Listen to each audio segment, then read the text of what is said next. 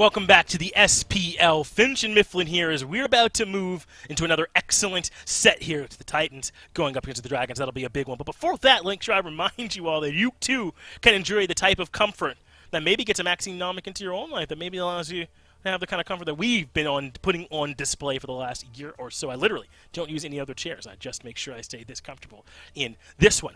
So back into the actual SPL here that we go, Mifflin. This should be, I think, a pretty good set.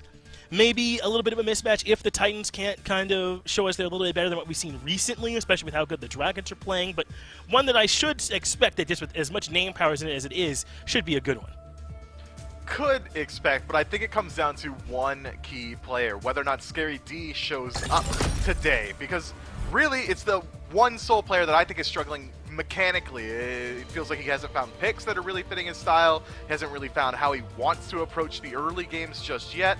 But outside of that, I got to talk to Kabam a little bit recently, and he was telling me that this Titans squad is really struggling to find their voice. Yeah, that might be a bit of what's plaguing this team, huh? That there still is not quite an identity to it, and then to help them execute that identity, sort of a strong voice. So there are teams that succeed, that get it done sort of with everyone contributing. So Titans, Dragons is that game that we have coming up today. Some big ones tomorrow. I think Leviathans versus the Kings deserves to be a headliner in its own right. And Bolts versus Valkyries. Which one of those teams can establish a bit of momentum, with the Bolts having a tough loss earlier, and then with the Valkyries kind of having their first big win. So a lot to watch in the rest of this week. But let's go ahead and talk through a little bit about the Titans here. And in particular, I know that you mentioned that maybe Scary D is not quite consistently hitting what he needs to. But I want to talk about Benji. Nika just showed us the individual impact a solo laner can have, and we know Benji has hit those same heights before. He's one of our elite solo laners. You expect him to have that kind of performance here today? Look, Finch, I have to do it because Aggro's too busy moving this weekend to say it himself, but Benji is the premier solo laner in the league, in contention for best in the world for, 3 years now? Alright, I hit it. So let's talk about what Benji's been doing in Season 8, and I think it has largely been more of the same. Some of that level of play that you expect from this guy. He has been doing stuff like this, these 1v2s, these turnarounds, but I think that he hasn't really been matching that same rotation style that we saw from Nika in that last set. He hasn't really been transitioning his leads out of the lane as often as I would like, but what he does do is win lane. If he's inside the short lane and it is a 1v1, you better believe that Benji's able to do it all on his own. Yeah, good luck stepping my man in a 1v1. He has plenty of experience stepping to Scary D on that platform in the 1v1, but now has to deal with him out of the jungle as well. And Neilmog gave us a little bit more insight into when solo can rotate, and that is if your team has pressure at least somewhere so that he can show up and at least have that numbers advantage to the other teams freely moving around the map. It does get harder, and I don't think we've really seen the Titans have much pressure at all so far throughout this season, so I think that does give Benji a little bit of a break insofar as we haven't seen maybe as much of his rotations as we'd like. But if the team, and Scary in particular, can kind of step up a bit, I think that makes Benji's job just that much easier. It should, man, but Benji does have just this hard matchup, right? When you talk about that top tier, he has to step up against Fine OK, man. Look, he can do it. He can certainly do it. He's done it before. Keep your eye on Benji. I'm sure he'll show us something pretty exciting in this set. Yeah, this is a matchup between two of the very best we have. Obviously, got to make sure Nika's name is in there, too. We're talking about the very best solo laners. But Benji's the one we're focusing on right now, and Benji is the one that we sat down with earlier for the pregame interview. We got Benji down here, of course, solo laner for the Tartarus Titans. Benji, let me pick your brain just a little bit. First off, on Scary D, transfers from the solo lane down to the jungle. We knew there'd be some kind of a transitional period for him. How's that coming along? What's it like working with him, somebody who had so much extensive experience last year in that solo lane? Yeah, for sure. So it's obviously a pretty difficult transition, but I think he's doing pretty well so far. Jungle is probably the hardest role to swap to, just because, there's so much to learn, and it has a different impact on, every lane. Right. So there's, just a ton of stuff to learn. But yeah, I think he's doing really well so far, and he's pretty easy to work with, pretty easygoing guy. No complaints there. Well, it's all about growth, it seems like, for this team. Couple of matchups in now at this point. On paper, everyone knew that this was going to be a very, very strong team. It seems like just needs a little time to grow, kind of build that synergy with one another, and get the wheels turning. Is that kind of your assessment of this team and where it's at? You guys have this great potential, just need a little bit of time to kind of figure out your game plan? Yeah, definitely. I mean, we have a first-time jungler, and then on Right. top of that, it's kind of like we have like a new mid like jungle support who haven't worked with each other before. So Yep. it's definitely like more of a long-term thing, at least in my opinion. You know, I wasn't joining this team expecting like results straight out Right. of the gate, but yeah, for sure. Well, it's a long year, plenty of Smite to be played, you know, between Aurora, Paul, and Scary D. Those are some scary names. That 3v3, once Yeah. it really gets clicking, is going to be very, very good for you guys later on. Going up against the Dragons today, a team that really came in, you know, without a lot of restructuring. They had Hurrywind, who's kind of slotted into that team. What's your confidence like going into this matchup? What do you think you guys need to do in order to get a win today? Is that who we're playing today? To be Yeah, honest, I don't know. So yeah, it'll be Jade Dragons, and all right, that matchup. Kind of, what are your thoughts? all right. I mean that should be interesting. Yep. You know, that's definitely still a strong team. All they've done is swap out their mid, which they've done every year without any problems. So yeah, I think they'll be strong, but who knows what can happen. That's right. Exciting matchup to be sure. I'm hoping to see some big strides from you guys. Benji, thanks so much for sitting down with me, and best of luck. Okay, yeah, thank you. Yeah, want to give Benji some credit. They got a lot of games coming up here, so don't worry about that one. I'm sure he's locked in and focused on the Dragons, and I think he's right. A long-term view on this Titans team's success, right, Myth? I mean, they're not going to be ready right out of the box when they've got this many different new pieces working together. No, you got to work together a little bit and probably plan for your opposition a little bit as well. Hopefully, the fans at home were paying attention to that interview. I think that would affect how I vote on this one. Benji doesn't know who exactly he's going up against, but he should, because it's the Jade Dragons, and I think a lot of people have them slated as the best right now. Well, let's go ahead and talk about these Dragons here, Myth. I think you've got the right point. And in particular, we might as well talk about Benji's direct opposition over there in solo lane. Fine, okay, if we're going to talk about premier elite solo laners, I think it's hard for those words to exit your mouth without Fine, okay, being somewhere in there in some kind of permutation, man. This guy just continually gets it done at a level that's just unheard of, man. Talk to me a bit about what Fine, okay does, because it feels like every aspect of the solo lane game is there for him.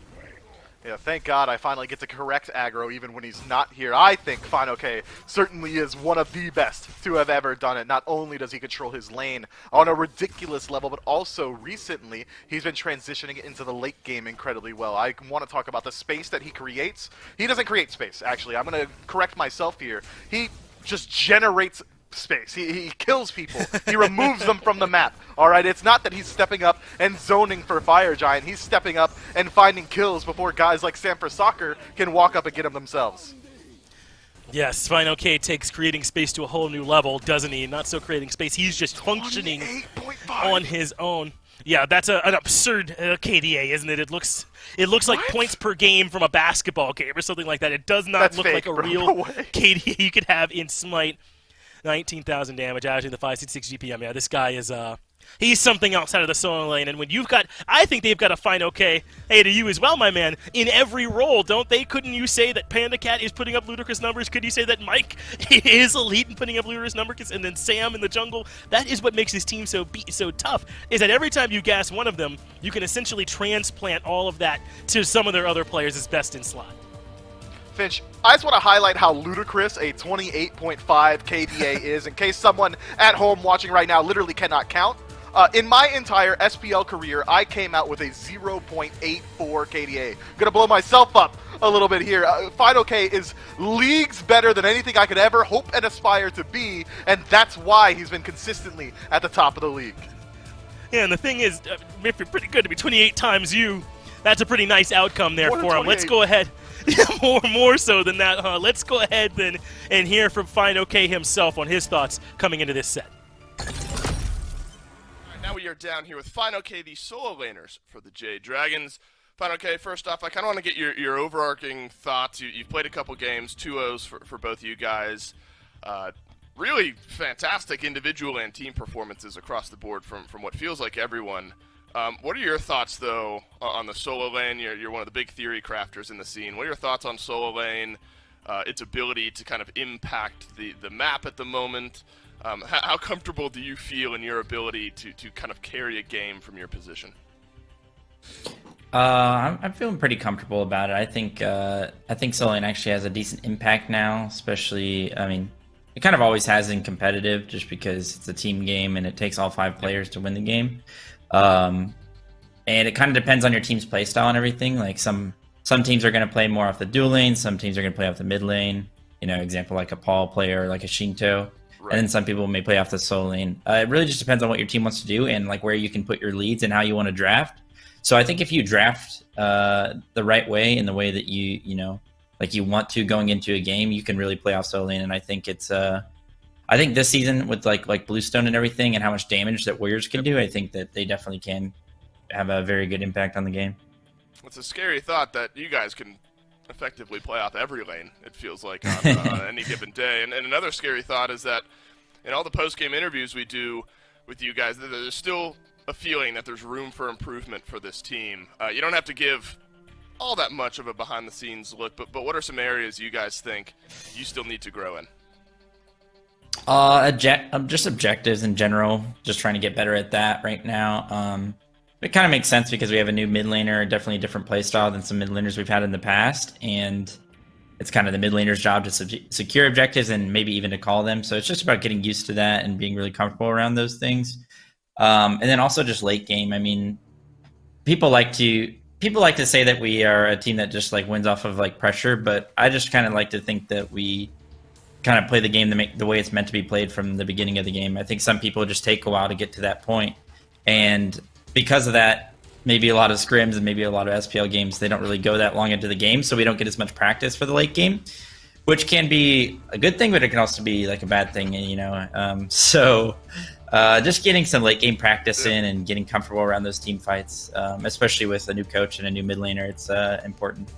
I love that. We win too fast to ever practice in the game. It's definitely good for you guys, but certainly something you look to work on in the future. Kind of final thoughts here from you, Fine. Okay, you're going up against the Titans. They'll have a couple matchups under their belt. A team that looks great on paper, I think had some trouble kind of getting their wheels turning early on here. What's the confidence level looking like going into this one? I think we're pretty confident. I think Titans are a team that's going to take a little bit to ramp up, especially with Scary D in the jungle. You know, it's a new role for him, so he's going to have to kind of learn the ins and outs of it and how it, like what it takes basically to play that really important role at a professional level. So yep. I think they're just going to ramp up slowly. But honestly, I feel like they're like one of the best teams in the league, just based off talent and, you know, having that Aurora Cyclone spin dual lane. However, obviously, I also think we're one of the best teams in the league, so I'm pretty confident that we're going to beat them this time around, and hopefully in future matches when I think we'll be a better team. Yeah, I think a lot of viewers, maybe every viewer, would agree with you there on both counts. Fine, okay, thanks so much for sitting down with me. Best of luck against the Titans. Thanks, man. Yeah, I wrote down some of the wilder stuff I just heard from Young Fine. Okay, we don't have pressure.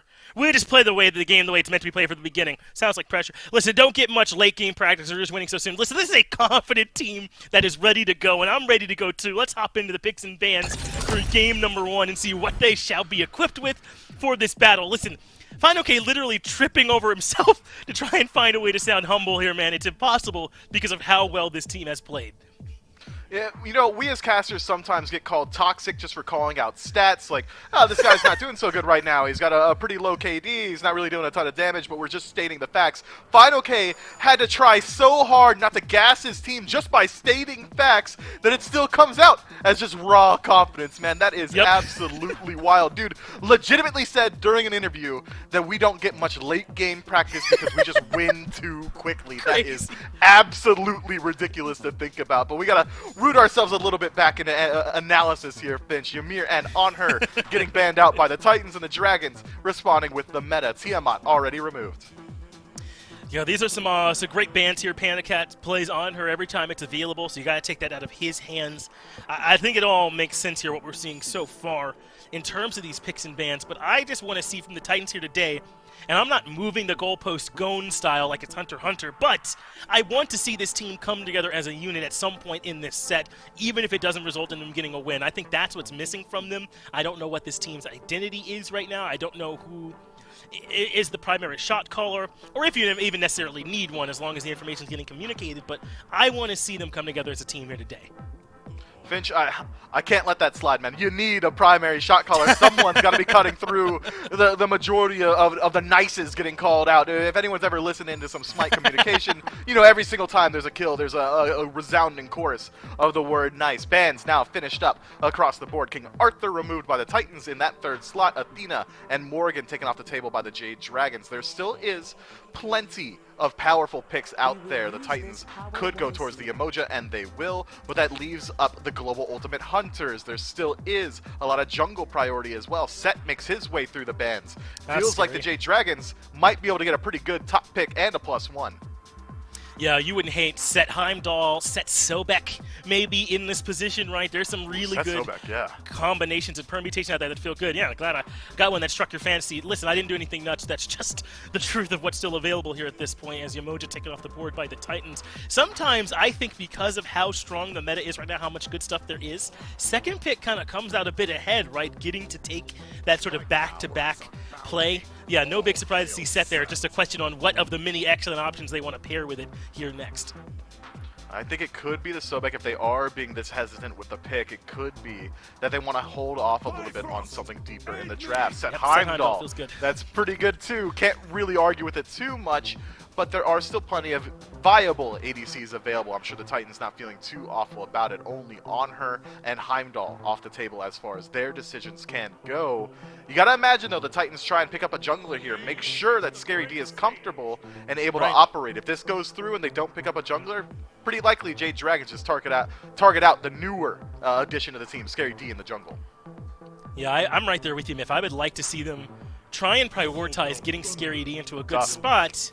But instead, it's the Raijin here. Morrigan already banned. Maybe not a huge sort of pressure on to make sure you get a mid laner here now, but this makes sense. Raijin now clearly, I think, considered one of those top mages right now, alongside Scylla and Morrigan, and kind of fills out that top of the bracket. So they prioritize the front line and then the backup mage right there behind it. But this does scare me a bit in terms of what Scary D is going to eventually end up with. As, listen, I don't know if there's 3 blind picks that the Jade Dragons would want more than what happened just now here. Look at it. I think PBM might legitimately be yawning because it's too easy for these guys, Miff.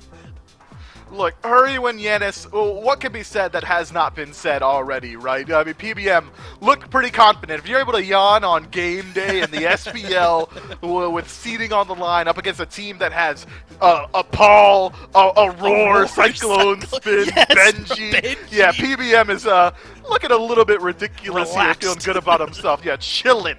And now the second phase of bans starting to get their way worked through. Tsukiyomi removed from the table, and again, that is going to be a jungle ban going the way of the Titans. And now the Titans banning Osiris themselves. That's one of Scary D's picks. He looks like the young man's going to have to dig much deeper into the God pool. They have limited solo a bit here, right? Osiris, maybe not at the top of Final Case selection, but a solo laner nonetheless. They banned King Arthur already. Wukong taken off the board. There are still some good options over there in solo. We know that this team can flex Cerberus around, and I mean the Dragons. That can go support for Mike or over into solo pretty easily for them. They still have some great options.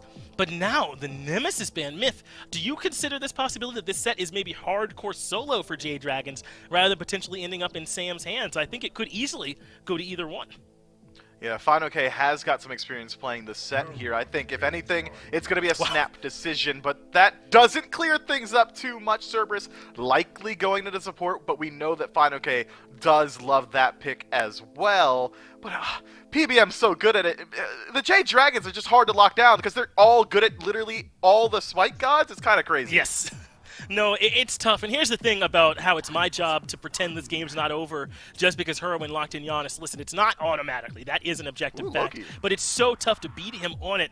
It already feels like an uphill battle for the Titans. But this Loki is interesting. Put this in Scary D's hand. Maybe he puts his head down a little bit in the early game, farms it up, and then comes out with hyper carry potential in the late game. This could potentially blow up a Giannis or a Heimdall pretty quick.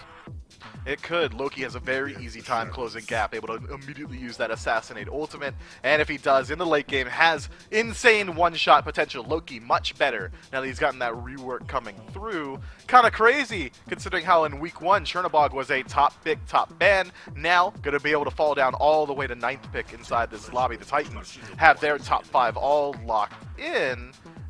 but the Jade Dragons take Robin here.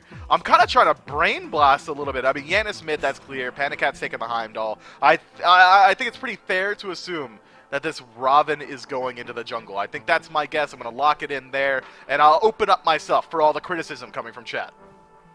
No, I think you've got the right read with Serb support and set then going solo. That's just what it looks like from here. Certainly could be flipped around, but what this really looks like to me is the Dragons are not trying to give Loki time to come online. They're not trying to give time for Raijin to finish 4 items and have Wukong rotate into fights. This is a comp with Robin and Serb and Giannis as that 3v3 in the mid that's trying to put you down early. Is that your read here too, or do you think the Titans are going to have some time to get some of these picks online? Well, Finch, we got to go back to that interview, man. I guess you weren't listening. Fine OK said the Dragons are not an early game team. They just play better at every phase of the game. So, sure, I'm sure they'd be just happy to win at the 20-minute mark before the Titans are able to hit their stride, and they certainly have the tools to do so. Set, gonna bring pressure out of that solo lane. Robin, gonna get involved the second he makes eye contact with an enemy, kind of like a Pokemon trainer, if you've ever played one of those games. But I think the Titans, if they do transition into that 13, 14-minute mark, 15 minutes in, once you're able to get that second relic online, that's where this Loki's going to be able to come to fruition. That's where you can start utilizing these Yamoja heals to elongate these fights. It's just whether or not the Titans are going to be able to withstand the storm throughout the early. And it just goes to show what the aura of the Dragons is, because the Titans have a really good draft, just kind of objectively, right? Chernobog, Yamoja, Raijin's become so strong, Wukong All too. good. It's just because of the aura the Dragons have that I'm already kind of on their side. Listen, the Titans absolutely can still win this game. We're not even in the game yet. Nothing's happened. It's certainly possible for them. It just can be difficult at times to get past the aura this Dragons team puts out. But that is the task that awaits this Titans team. Let's go ahead and get into game number 1, see if Dolson and Gore could break this one down. What is a roll of the dice for the Tartarus Titans in game number 1? We'll give Hurrywin the Giannis and just see what happens. A full 5 stack of teams here before I let Gore Miser jump in. Looks like the Vines are just going to get cleared out, but the solo laners joining in on the fun as well certainly makes this one a little bit more interesting. Where I'm hesitating because I just don't know what's going to happen, but it looks like we're going to disengage here. Gore Miser is with me. Doug is here as well. And just some poking and prodding happening early on in the game. Trying to find out if they can get any of the kills, but nobody's going to be able to walk away with an early pre-0-0 first blood. So, ultimately, taking a little bit of a pause. I'm really excited for this one. I think the Titans, again, as a team, when I see those names with those gods next to them, it invokes fear into me, because I think all of them should be powerful, but it has been coming up in conversation. And we have to talk about the shot calling and whether or not it's going to be very impactful. Aurora, probably a solid shot caller, but isn't in the 3v3 early on. There's got to be a lot from Paul and Scary D that maybe wasn't happening before. We'll see if they're able to keep up here as time goes forward. I'm also excited to see, like you said, on the other side, you get Hurwin's Yanis. We've seen it. We know it's good. We've seen PBM on Cerberus. Almost always, if this pick is locked in for a team like the Dragons, it's going to PBM. And Fino K's running back this set over here in solo. He's one of the few who ran it very successful, mainly against Cthulhu, but just successfully a lot last year in Season 7 and kind of helped bring it in a very, very fun way.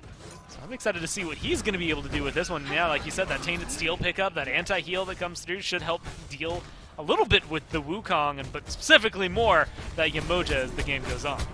Yeah, as the game goes on, this Yamoja will be obnoxious in these fights, sustaining up the Tartarus Titans, and that's what's going to be important. An onslaught of damage is what the Tartarus Titans have coming to them almost immediately in a lot of these team fights here. Gore, it's so difficult to say, though. I mean, we put so much pressure and so much emphasis on Hurrywin getting this Giannis pick because it looked near unstoppable in the games where we've seen it. Scary D, hello, welcome to the game. You have 5% HP on the back end of a little bit of poke from Hurrywin and Sam for Soccer. Luckily, Paul is able to return a good bit of damage back towards Sam and Hurrywin as well. So, not scoffing at this the early game damage, Gore. Hurrywin with the starter item of choice here, instead of going for some of the cooldown, a little extra power early on. Sam for Soccer, though, eats a Thunder Crash. Benji, will he dive the Tier 1 tower? He will. He'll eat a tower shot as well. Hurrywin and Sam survive. But how about this, a 2-minute rotation over from Solo? I mean, I like to see it. Proactive play at its finest, right? I want to get in there, and we want to make sure we get that first blood. And I think there is that pressure that's being had. First off, also puts FinoK in a position to at least get a lot of poke down. Scary D's over here, though. This might actually be dangerous for Fino. Has FinoK baited himself in, knows that the blue buff is up soon, so has to know Scary D is close by. The damage drops down. Does FinoK have the legs? He does not. Scary D walks into lane, first blood to the Tartarus Titans, and it's going to be a blue buff invade as well. That was such a risk-reward play there, Gore, for Benji to go over to the mid lane. FinoK thinks that he can punish him, but instead Scary D's close by. Yeah, gets punished for trying to get too aggressive there. It's just the downside. Set really, really solid. I think he might have needed 2 more levels under there before he's able to get that kill completely under his belt. I also think this is something that's going to be a little more devastating for the Dragons. Yesterday, it was pretty easy to glance over the Titans. They locked in things like, well, Heimdall, Ares, Kakulin. That doesn't seem that bad. Oh, Zhang Kui? Right, that was locked in twice for them yesterday. Right. And that's where I think a lot maybe fell apart. Zhang Kui is a really good kind of tanky mage. He has decent sustained damage, but like it's not necessarily the big... I keep calling it burst. I think Zhang Kui does have some burst in his kit, but not to the extent that we see out of some of these others versus this Raijin, which is going to be able to hit hard pretty fast. We've already seen it a few times this game.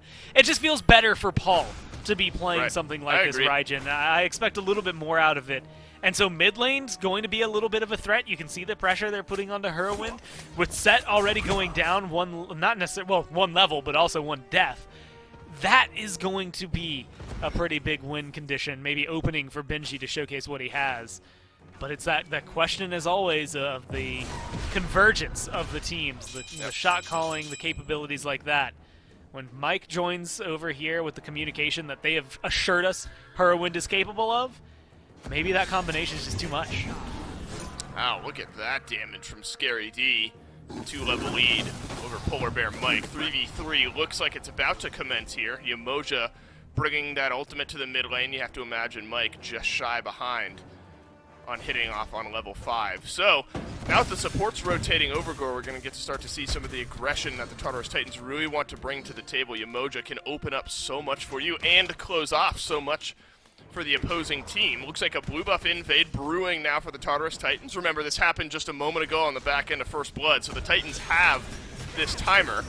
What's the response from the Dragons? They'll leave FinoK to farm up, and maybe looking for a red buff invade on the other side, or the Dragons.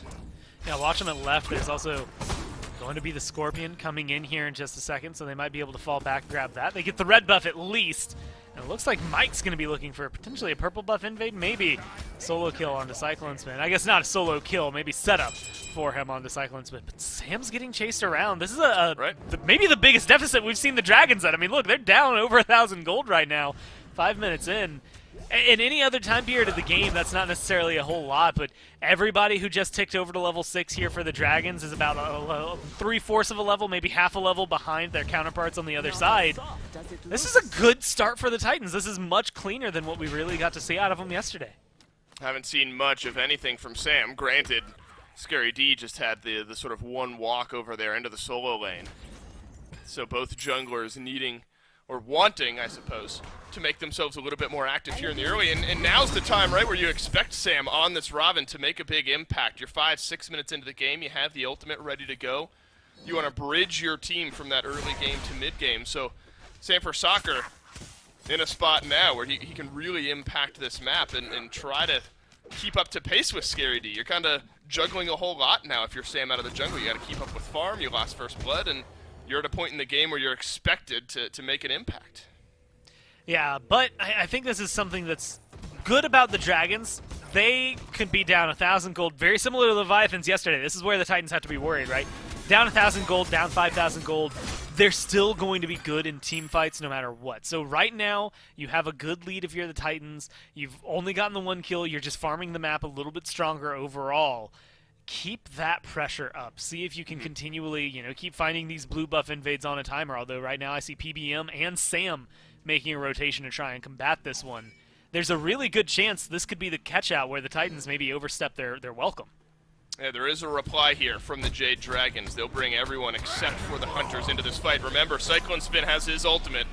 Panda Cat, unless he has a crystal hanging out over here for some reason, won't be able to join the fight. Hurry went through space and time. That one cuts through the wall and doesn't end up finding much, but does slow down the invade attempt there from the Tartarus Titans. So the Jade Dragons at least reacting to what the Tartarus Titans are bringing out here early on into the game.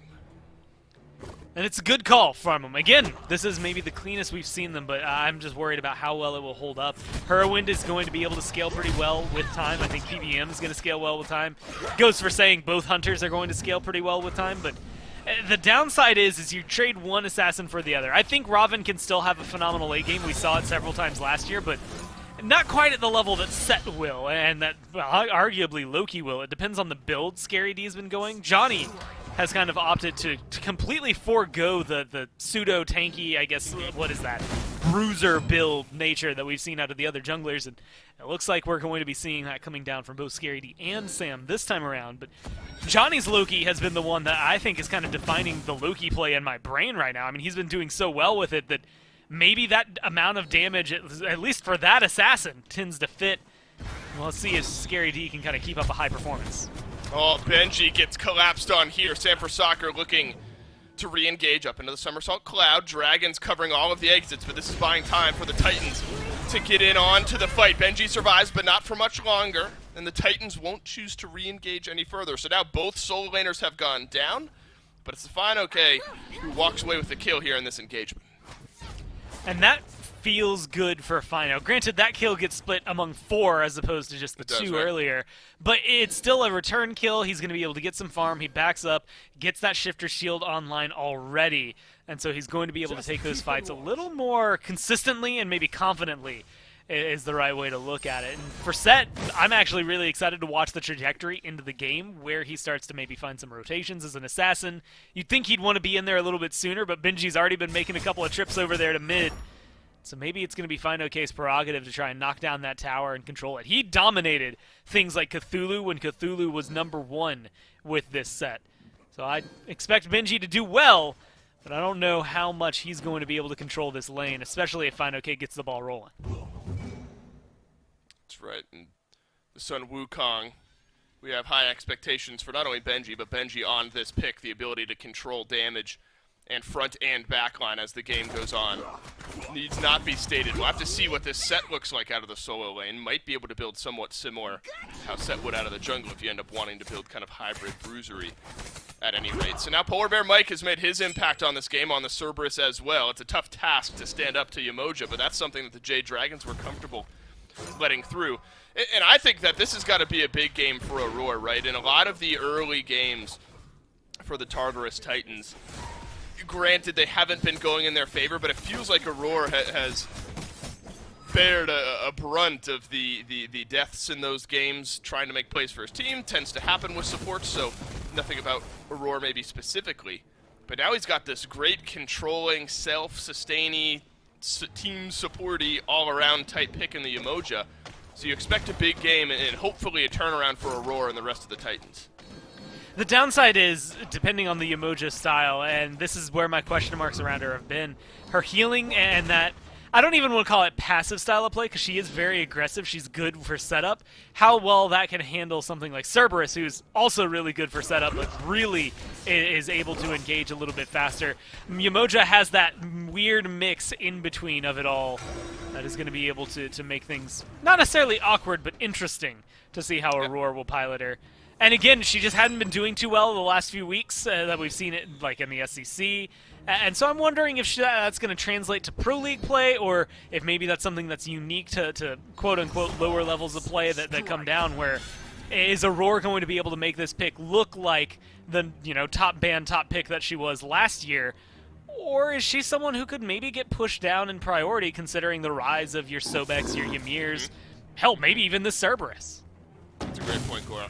In the meantime, the Jade Dragons, one thing Fine OK said they need to work on is just general objective control at all phases of the game, early, mid, and late. And it's about a 10, 11-minute Pyromancer secured by the Dragons. No pushback really from the Tartarus Titans. And look at the trend here, Gore. A spike in golden XP right around the 3, 4, 5-minute mark. A steady decline right back towards the Jade Dragons. We're dead even in the gold department. 200-300 in the XP department. This game is as even as it was fresh out of the gate. So the Jade Dragons cauterized that bleeding, got themselves a kill. have now started to pull back a slight advantage here for themselves. Maybe a potential bait for Mike, just lurking in there off to the side. We'll see if Cyclone Spin overextends. It's a very patient play that you hope pays off because you're spending a lot of time here absorbing up some of that XP. But Cyclone Spin will poke his head out, PBM realizing no real chance for a kill, and back to farming we go over here in duo. See, what I'm interested in is the fact that Sam here was one level down from Scary D. He hit 12 before Scary D did, so his farm, at least since then, since that first blood, has definitely been going more in his favor. He's gone for Sunder, of all things, as his second relic. The Blink Sunder, no safety, no inherent nature of like a Beads or an Aegis. Well, that's not true. For Ravin, that too is going to act just as well for him, but even still, we see Ravin players, Chang'e players alike, pick up one or the other. We'll see what he can do. It looked like he was going to go for a gank here, That's but a good point. maybe a little worried about trying to jump in on the rest of the Titans, especially when there's 3 of them, but he's still looking for blood. Fine, okay, picks up the Thorns as well.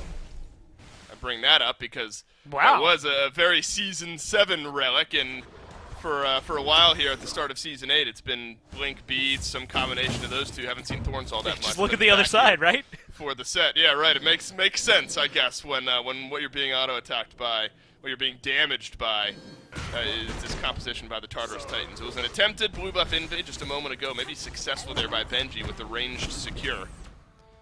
And they're just going to lurk close by C here. Maybe they're defending Final K from going to grab it, but still putting this pressure kind of on cooldown, Gore.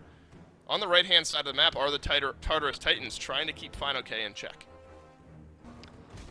It feels like keeping him in check is the most they can do right now, though. I'm seeing 2 levels between Fine K right now and Scary D. Maybe not too uncommon to see happen up. Scary D just now taking over to 13, so not too far behind from where his counterparts are. But it's definitely opening up the conversation about the Jade Dragon's capabilities of farming right now and the control over the neutral objectives that aren't your big jungle bosses, right? Your mid-camp Harpies, the Harpy right there between, over there on the duo lane.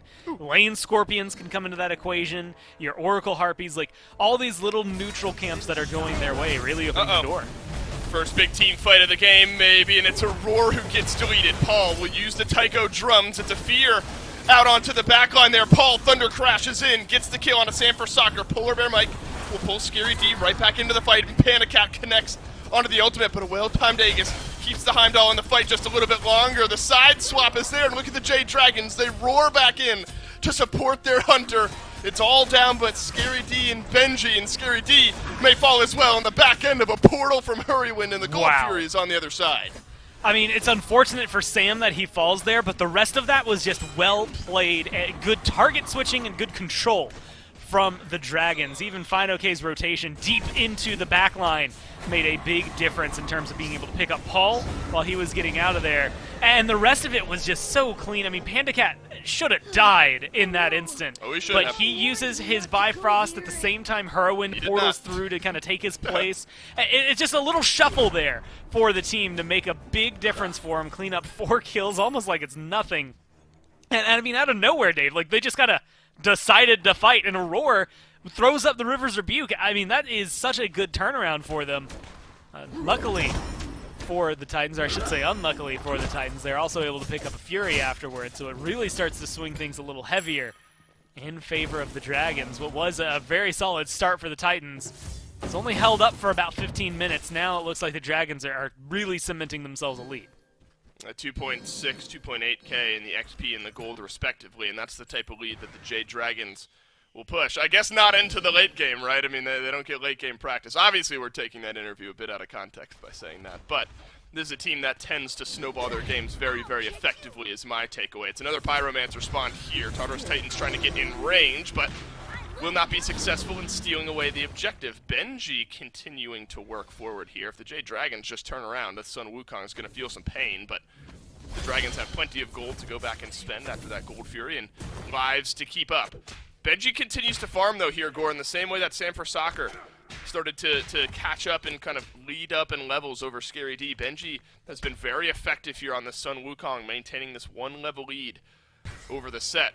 And that's maybe where some confidence starts to lean here for the Titans as they fall just a bit behind.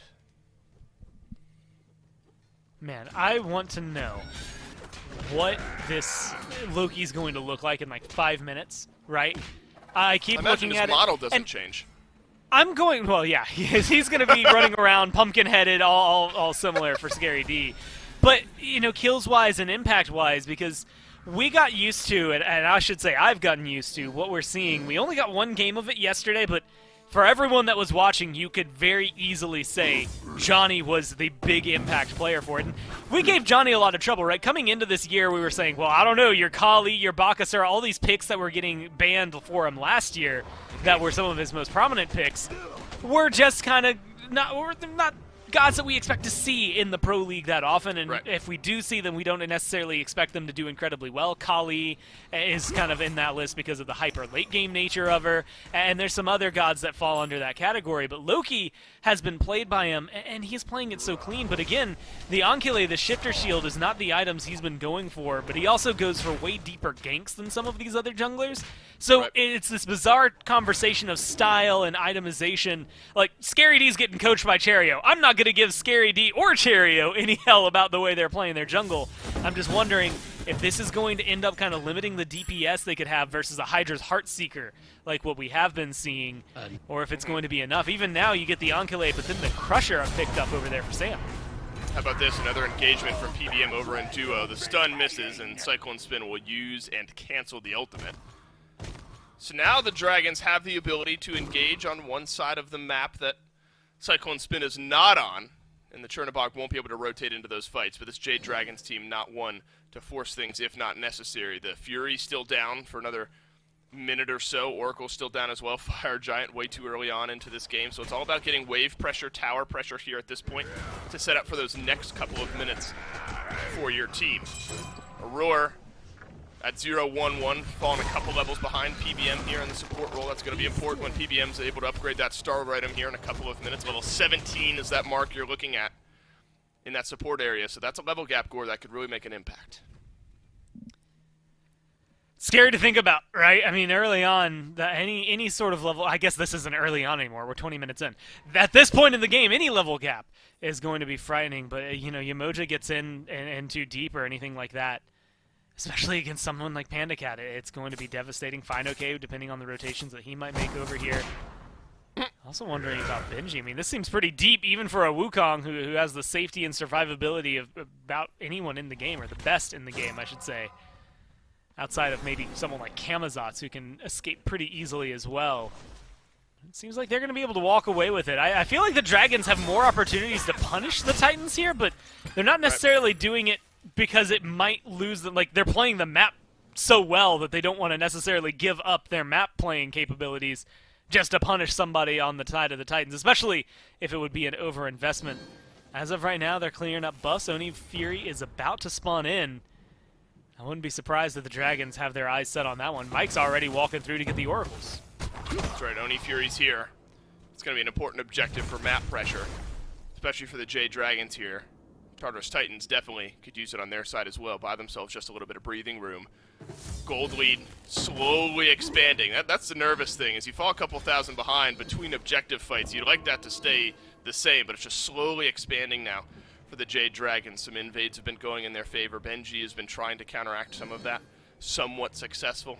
Not wholeheartedly successful, though. Hurrywind now picked up the staff of Mirrodin, so this fight you're going to have serious burst. Look at that.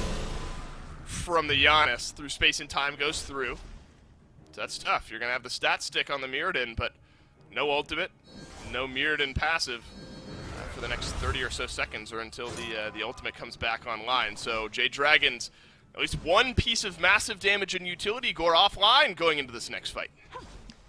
You can see it's opening up a position for the Titans to walk forward. No one's died just yet, but the Dragons, this entire fight, have been looking more for these traps, what they can lay and wait and force the Titans into awkward moments. There were several times where after they took that sentry ward, they just backed up and chilled behind the wall, waiting to see if the Titans would walk up too far, just one step too far to see about the Fury and where it was going.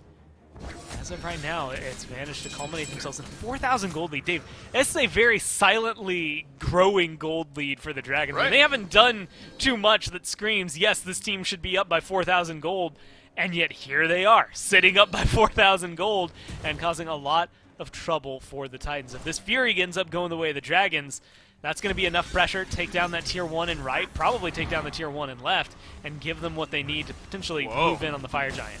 How about this? Fury started up by the Tartarus Titans and finished off by the Tartarus Titans, but the Jade Dragons will not let it go quietly through space and time used by Hurrywind. Benji up into the Somersault Cloud as well, and how about Final K, 2v1 on the back line, but it will take his mid lane's portal back onto safety. Benji knocks aside Final K on his way out of the fight. Paul has to Thunder Crash away. Sam for Soccer up and over, and Final K's in on this one as well. Hurrywind misses out on the damage onto Cyclone Spin, and the last 3 members of the Titan, half HP, all grouped up between Tier 1 and Tier 2. Could be a dive around the corner. And I love this. Sam knows he's full health, goes in like he's full health, and has the backup he needs. Takes a lot of damage in the process, though. Panda Cat able to pick up Scary D on the tail end and keep this push going. They've got minions. They might be able to knock down to Tier 2. That feels bad. Look at the health bars now for the Dragon. Sam just was able to heal back thanks to the Fountain. Panda Cat, some sustain, is getting that health bar back up, but that's a fight. Feels like Gore was bouncing on a bit of a knife edge there, where the Tartarus Titans did a lot of burst damage right off the bat, and then the Jade Dragons backed away, re-engaged. Yeah. And then kind of that individual chase down sent the team fight crumbling from the Titans. Final K played a massive role in that one, a couple of kills, 3-1 and 3. Tied for the most kills impacted in this game with PBM, who also has 6 affected kills. Tainted Breastplate was the next thing I was going to talk about. Doug, smart there to point that one out. Starter item starting to get there, Gore, and that's when this game can continue to shift. At this point, you're starting to look at item builds, but it's that one item build that can't be caught up until you hit that level 20 or level 17 mark, and that's where the Jade Dragons are, so they can push this lead further, maybe around the FG. Good power, good prots, but now 50% reduced healing, kind of inherent. For those of you who know, that's, Bacchus's Belch applies 50%. Changa's 3 applies 50%. Same thing for Sobek 3, applies 50% anti-heal onto people. That Tainted Steel giving that inherently over to Set. That is scary with the way he just zoned as well, right? He was in the back line. You had said it. He was in like a 1v2, 1v3, where he was just keeping the members of the Titans at bay while his team tore apart whatever was left behind him. He uses the portal to get out thanks to the mobility and communication they have, and ultimately ends up being able to go back in. Sam has a lot of health under his belt to continue this attack, and he just got himself a mantle. So a lot of power spikes, I would say, coming online here for the Dragons and enabling this team that's already doing so much to do even more, which is a very frightening thought if you're a fan of the Titans. Especially as they're trying to figure out where the upgrades are going to go on the other side. That Ornate Arrow has been the popular choice, both hunters picking this one up. But the Deathbringer finish on at least one side here for Panda Cat. Just now finished for Cyclone Spin on that back. So that crit is going to become a big issue. And I only see 2 Spectrals. Each solo laner has picked one up. So maybe Yamoja, especially with that level deficit, 4 levels down for Aurora, might be feeling the crit a little more than you expect. That's right. Spectral, it just feels great. Well, let me make sure I phrase this properly, and I'm not going to get the chance to, as Mike is going to engage on Aurora. My God, that damage. Sam for Soccer leaps into the backline. Hurrywind blasts down Scary D. Back to the graveyard goes the Loki for the 3rd time this game. The Jade Dragons, they pick their moments. They pick them well, and they've got 2 more picks and maybe an FG. I mean, geez, yeah, there's not much you can do. Chernobog's on the other side of the map. Yes, technically Cyclone Spin can ult and get in there, but come on. You're going to dive 5 members of the Dragons? No. You continue pushing. I actually like this call, but it is risky, right? You're going to get this tier 2. You lose the Fire Giant. The gold that you get in your pocket will be worthwhile, but can you get it before Sam stops you from getting it? And if you do get it while Sam's there, are you going to live through it? Yes, narrowly goes up in the air, but where do you land? Yeah, that's what he's got to choose here. Oh yeah, Fine OK. Spin. It's over onto Fine OK, the man who will chase you down. It is the Root, but Fine OK may have just had a free kill delivered over to him, or did he? Benji rotates it. It's a 1-for-1 trade. About the best Cyclone Spin could have hoped for there, because Benji was close by. That shows good communication, if nothing else. Cyclone Spin realizing that that's his option, right? That's the chance to stay alive and maybe get a kill. And they end up turning one around and getting the Fire Giant off of Fine OK. So a small win there for the Titans. Yeah, I thought that was going to be way more devastating, if I'm being honest with you, for Cyclone. I thought he was going to land there and it was going to be a laughing matter, but that shell gave him just enough health to survive just long enough. If it had a little more, or if Benji had been half a second faster, there's a good chance FineOK dies and Cyclone walks out alive. So worthwhile risk for the Titans, but unfortunately they're still 8,000 gold down, and well, now they're looking at losing a Phoenix. And no Hunter for the Titans now on defense. A Hunter for pushing for the Dragons on offense. Taunts back in from Paul. PandaCat takes the Bifrost out and away. It's a Thunder Crash in from the Raijin. Portals feels good for the Jade Dragons to escort themselves on back towards the Primal Fury, which they'll get with ease. And so now the trap is laid, Gore. You get the Fire Giant down, left side Phoenix down as well. You can turn your eyes towards the mid lane. Right lane still has the tier 2 tower. The Jade Dragons can kind of take their pick here on how they want to push out the map. I mean, there's so much available to them, but with mid pushed up as far as it is, right pushed up as far as it is, it's going to take a little bit of work. FineOK's working on one, Sam's working on the other. Mid Phoenix exposed, right tower still standing there for the tier 2, so maybe a little more gold to line your pockets. It would push you over the 10k threshold in order to control this game, but is it going to be their target, I think, is the big question right now. They've got plenty of time to mess around with this Fire Giant, and that's where things get a little awkward, right? Like, you have just enough time to get some work done, but not so much that you can really pick the litter. Like, there has to be a decisive call for them.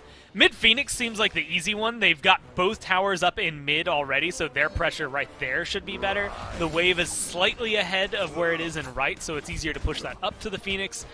And admittedly, they have only a little bit over a minute left. You're not going to be able to knock down the tower and the Phoenix and get the minion wave in right all the way up there. It does look like they could at least play distraction factor. At least want to fight. I do expect to see some blood kills here, but the question is whether or not it's going to be the Dragons or the Titans. The Titans are surprisingly aggressively pushed out compared to what I would have expected around a Phoenix defense. If you want to get a metric of how good PandaCat's feeling right now, he sold off his boots, gone into the Poison Star. So every time those crits ring out, it's going to hurt, and then hurt what you're able to do for the next few seconds. PandaCat reached the point here on this pick where these Phoenixes don't stand much of a chance if the Heimdall is able to work in and do so safely. Paul has been admirable in this game, despite being 1 and 2 if you want to look at mid laner for mid laner. The Raijin has put out some okay damage in these fights, reached a point now, Spear of Desolation. Brought up to Hootie, a little percent pen building in at the end of the build here. So fighting into a Raijin is maybe an area where the Titans can defend here on defense. Fire Giant about a minute away. You wonder if the Titans then take the fight under the Phoenix or take this Raijin elsewhere on the road into the FG pit. Well, with the timer going down, that FG about to wear off, probably back to the pit, where they're going to be able to lay and wait. Spend all that gold. Look at that back. A lot of items purchased. You're going to see potions of power, but a lot of wards coming through for the Dragons. That, I think, is a very important pickup for them because you can tell they are planning a siege over here on the right side of the jungle. Pyromancer's about to spawn back up. Right about... Well, not now. I meant after these buffs. And then they'll be able to move in on it. And that's the thing that's really interesting about it. With this amount of zoning, with this amount of ward coverage, they're going to be able to see the Titans coming from a mile away and plan accordingly. In fact, they know where Benji is. They're collapsing in on him. Benji might get caught out here. Gets the knockback onto the Sun Wukong. Somersault Cloud is up. PBM, Hurrywind, the whole team waiting around here for Benji. Could be a pick that makes a massive difference in this game. Benji goes down, not without doing half of PandaCat's health in damage. But now, I don't know if the Tartarus Titans can stick around and try to defend this. Oh, look at Hurrywind opens up with a through space and time onto Scary D. The Loki is now down to half health, but the portals are really what the Jade Dragons wanted here. Up on the follow-up, invade the back camps. Gonna wait on in, but now back to the FG that it's respawned. Not just an EFG, this is an EFG. That enhancement coming online about a minute ago. It's going to make this one even more powerful. Luckily for the Titans, that left-hand Phoenix is respawned. Cyclone Spin has spent a majority of the last few minutes pushing up those waves to make sure that he didn't have to worry about it and wouldn't have to worry about any of the fire minions. Sam looking to thwart any sort of backdoor attempt at the Phoenix. That does mean the Titans are nowhere near a position to try and defend that. So an enhanced Fire Giant on all members of the Jade Dragons. Pretty easily confirmed.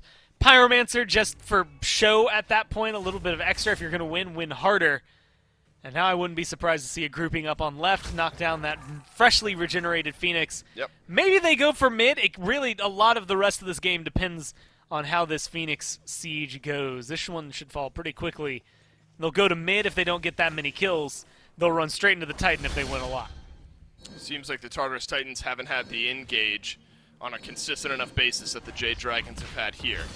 Benji back off of respawn. Slight pick a moment ago. Here's the engage, though. Aurora blinks in. Rivers Rebuke. The rest of the Tartarus Titans work themselves in.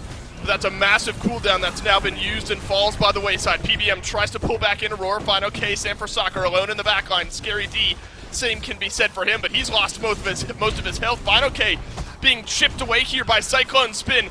And look at the onslaught from the Jade Dragons. They've split up. The Titans, 2 members have to go back to base with the old-fashioned recall. Cyclone Spin crashes back down to earth, and Panda Cat's on a killing spree. It is amazing to me that with how much pressure and damage they just put out right there in that left-hand fight, they only walk away with 1 kill. They still get the Phoenix, though, and let's be honest, that was the goal here for the Dragons. They're going to be able to start up this mid-siege, but it's a 4v5. They don't have Cyclone for 4 minutes, or 40 seconds, I should say. Whoa. That's no crit online. Yeah, no shell online for him. It's going to be pretty easy for them to knock this one down. Yeah, my God, look at the health bar on that Phoenix, but that's not what the Jade Dragons are interested in until they turn their attention back towards it. It's an attempted engage on DePaul, who thunder crashes away. You blinked and you missed it, and the Phoenix goes down in mid. Now Jade Dragons has 5. Moving over towards the right. Panda Cat has plenty of sustain here. PBM waiting for that ultimate to come back online. Does not have blink, so he's just going to have to walk in, walk forward. Uses the Stygian Torment, pulls Aurora back towards Panda Cat and Hurry Wind rampaging. Picks up a kill on the Tartarus Titan support. A nice portal onto Benji. Gets the Sun Wukong out of the fight, and Hurry Wind takes the portal on into the side of the base, but now he's caught in alone. But Benji instead is caught in with the Jade Dragon. Somersault Cloud channeled. And Benji will be able to sustain for the time being. All 3 Phoenixes down for the Dragons. I mean, this is clean from the Dragons to be able to find all 3 like that. A very much dot your T's, cross your I's kind of play, right? Like they're just getting in there, making sure everything is covered the way they can. And they go forward with it. I mean, you can do both if you really want to. A nice perforated letter T. Come on, everybody's got to enjoy that, I guess. I don't know. Either way, very, very excited for them to be able to find this control. Kind of surprised to see him not strip away the immediate jungle from the Titans, but it might just be because they have their own jungle to pick up and Oni Fury to pick up with fire minions on its way. That's going to make those waves not impossible, but at this point really, really tough to beat for the Titans. And they're just almost, I want to say, playing with their food, right? Like, this feels like a surefire win, but it is not guaranteed. You have to be very careful. You can't just assume you can walk into that Titan room. And that's why they're giving the Titans as much respect as they are right now. They know this is a team and a composition capable of pulling them apart. They just have to figure out the right way to get rid of them. 1600 crit, I think is what I just saw. Feels bad if Panda Cat is getting anything on your health bar. No health bar for Aurora. Jade Dragons have picked out the Titan support once more. Now the onslaught arrives. The door has been opened, but it's only Paul who takes the exit. Benji, half HP. Somersault Cloud defensively. Once again, Sam for Soccer looking for the 1v1. He's got the damage and he's got the help from Hurry Wind off to the side. Now Scary D is down. Aurora dead. Scary D dead. Tartarus Titans down to 3 on this Titans defense. Jade Dragons work their way in as 5, and my God, the Titan stands absolutely no chance. The Jade Dragons in 35 minutes will get it done. Yeah, the best part of killing all the towers as well as all the Phoenixes is that Titan has, like, no health afterward, man. Like, it is going to die with all of that plus the buffs they had. It's kind of, again, surprising that the Jade Dragons let it last as long as it did, but it was doing their due diligence just because I can't count how many teams we have seen throw a game right there in the Titan room. So they were careful. They made sure they had their victory. The Titans put up a little more of a threat than I think we really got to see. They let it go a little long to work on that late game a little bit there, I think, Cord Miser. Jade Dragons, I mean, you wouldn't expect anything else. This is a clean team performance. The post-game stats will tell us more of this story here, and it's all going to be pretty lopsided towards the Jade Dragons. Dragons, they take game 1. Quick break. We'll be back for game 2.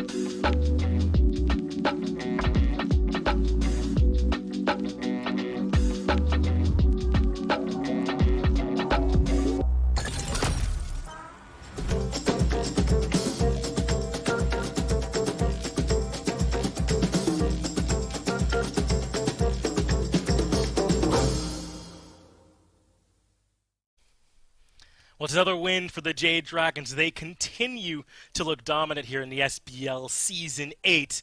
Always fun to get to watch them have some great games. And also, always fun to remind you guys that we are indeed sponsored by Alienware here in the SBL Season 8. I want to give them a shout out for making all this possible, and also remind you all to go follow them over on Twitter and Instagram. That's at Alienware. See if maybe you can get involved with some of the cool, fun giveaways they're doing, and maybe learn more about picking up some of your own stuff to power you when you're at home.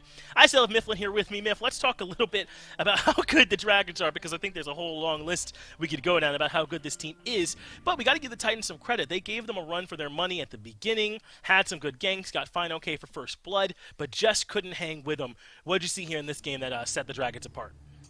I think Fine OK came out with the interview, said, do guys really think that we're just an early game team, and decides to prove it in this one with the rest of his boys that they aren't. They play it incredibly slow pace throughout the early, but the second that team fight phase started up, I think you said it, Finch, back in our green room, these guys just team fight better, and that's exactly what happens. What was the ending slash line there? 17-3 or something along those lines in favor of the Jade Dragons, due in large part to the superior rotation capacities that Hurrywin has on this Yanis, as well as some phenomenal damage output and backline zoning from Final K and Sanford Soccer.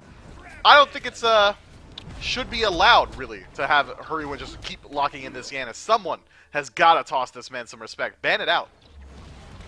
Yeah, a little surprised they continue to allow these picks to fall down to Hurwin's hands, but I mean that wasn't even the beginning or end of their problems. I think that Fine OK had an excellent game on this set, despite falling for first blood early on in this one. Once he rotated and got involved, he was able to find some nice kills for himself, some cleanups where others couldn't extend to. Sam, I think, didn't always get the actual kills himself, but was doing a great job pressuring the back line. This was yet another excellent team effort for the Dragons. I think likely it always will be for a team like this, with this much talent on it, with this much game knowledge and game sense. I mean, at times it looks like it's almost just another day for the Dragons. They're going through the motions sometimes, it seems like, at collecting another win. The Titans, though, I think showed us a little bit here, Miff, and hopefully they can show us a little bit more so they can extend this set out. Fine OK doing a little bit of his dance moves there, and maybe showing us those as well. 5-2 is Fine OK's slash line at the end of that one. 6-0 for Hurrywin. Kind of pretty wild there that they're able to do whatever they want essentially throughout that match after that first blood did go the way of Fine OK. I think Scary D does look a little bit better on this Loki pick. Was getting involved in the early game more so than in the last set that we saw him, but still gonna need to see a little bit more from the jungler on the side of the Titans. But it's hard to put blame on any individual piece. The whole team was struggling there. They were, man, and listen, I trust the guy you see on this screen here right now, Aurora, to be able to help this team the deeper they get into this season. He is going to eventually have to be, I think he is going to have to find a way to be some kind of leader for this team, right, to be that clear voice for them, to help them out, because right now, they're slogging through it. And listen, I think this team's perspective is proper, right? Benji said in the interview, I didn't expect this team to be great right away. They're going to need some work. They're going to have to get together and really kind of find a bit more synergy, a bit of their identity before they can really start to have the results we know their talent can eventually provide. It's just not quite there yet. Finch, you can't just be alluding to the Benji interview with me, man. All I'm thinking about now is that he didn't know he was coming up against the Jade Dragons here today. Dave had to let him know about that one, bro. And it shows a little bit that they weren't quite prepared for that strategy. But take a peek at these poggers, jerseys, and a little bit of PBM leg coming through there. Jade Dragons He was doesn't it skip leg day, huh? Razzleberry? Yeah, is that not like Dave who only works glamour muscles, but PBM, Whoa. an absolute unit in his own right, and a model for this nice jersey.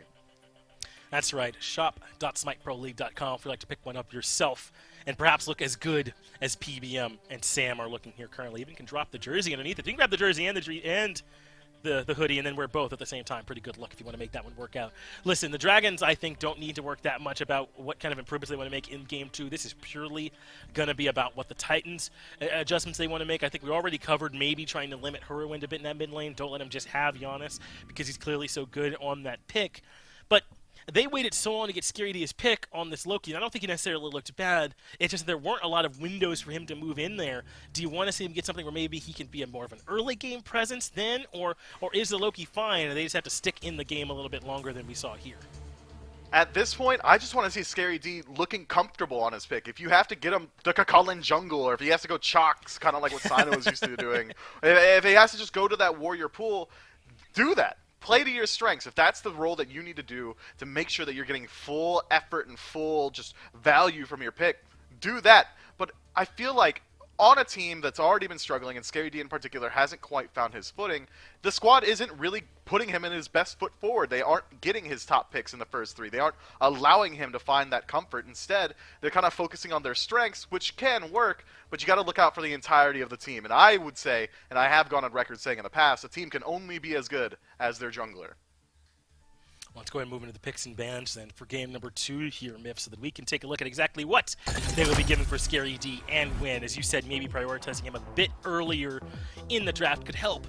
But, I mean, you got to think at this point that if Scary D needs another pick to work, my man's got to make sure he's making that clear to the team. And this is a squad that has often prioritized picks for other players. Oftentimes on Cyclone Spin teams, his picks are prioritized a bit earlier on in the draft. And maybe if a good Guardian is sticking around, you want to make sure you get that. But if it's going to help Scary D, I think he's got to vocalize and the team's got to follow through, because clearly something's got to change to get this team going. Not all on Scary D, not the point here, but maybe see if we can get your jungler looking a little bit better here in these next few games. So far, clearly a bit of respect to Fine. Okay, the set has been banned. Titans do not want to deal with it.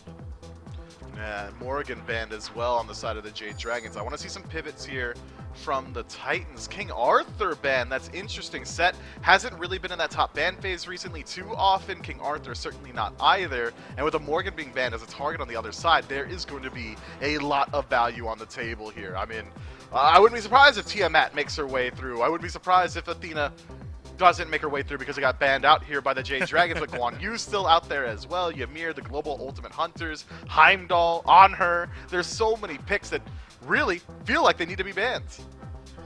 Yes, and I think that they've gotten to some of the heavy hitters here with the Athena and the Morrigan in particular.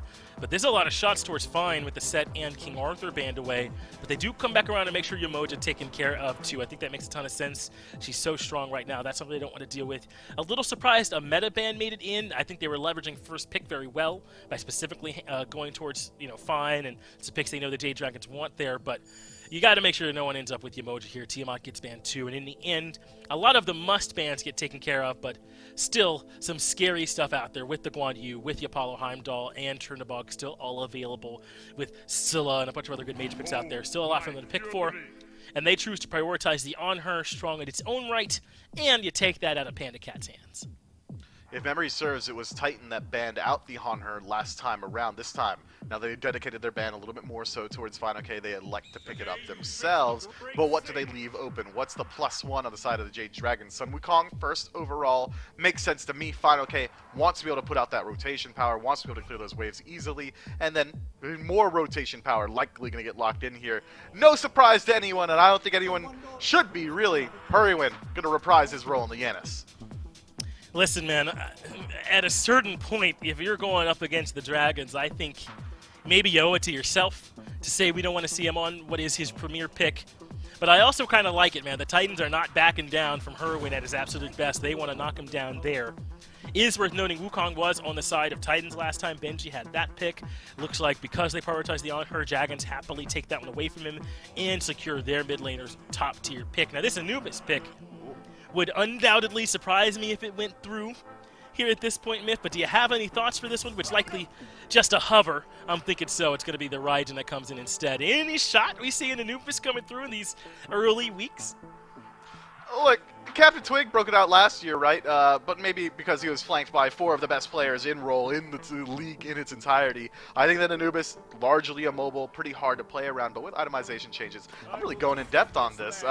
Sacrificial Shroud makes Anubis really good. But we got to talk about what's actually getting locked in here, Finch. Yep. Raijin locked in by Titan, and Ho Yi locked in by the Jade Dragons. That's a brand new look at ADCs. I don't want to talk about Raijin anymore, Finch. We missed our opportunity. I was too busy talking about Anubis. Instead, now we get to talk about the Sunbreaker, Ho Yi. I really do like this pick a lot. Not only does he have the ability to fight 1v1 in lane, the stun on the Ricochet, as well as just the slow from the ultimate, but he also brings phenomenal team fight presence. That ultimate does act as a no-play zone. He's able to shred down these frontliners. Kakulin can have a very hard time closing gap onto this Ho Yi, as well as he just helps out a lot with objective clear. That ultimate is a fantastic burn tool. It is, and just a good team fight tool in general. Gives him a great way to potentially have some space denial, just DPS on its own.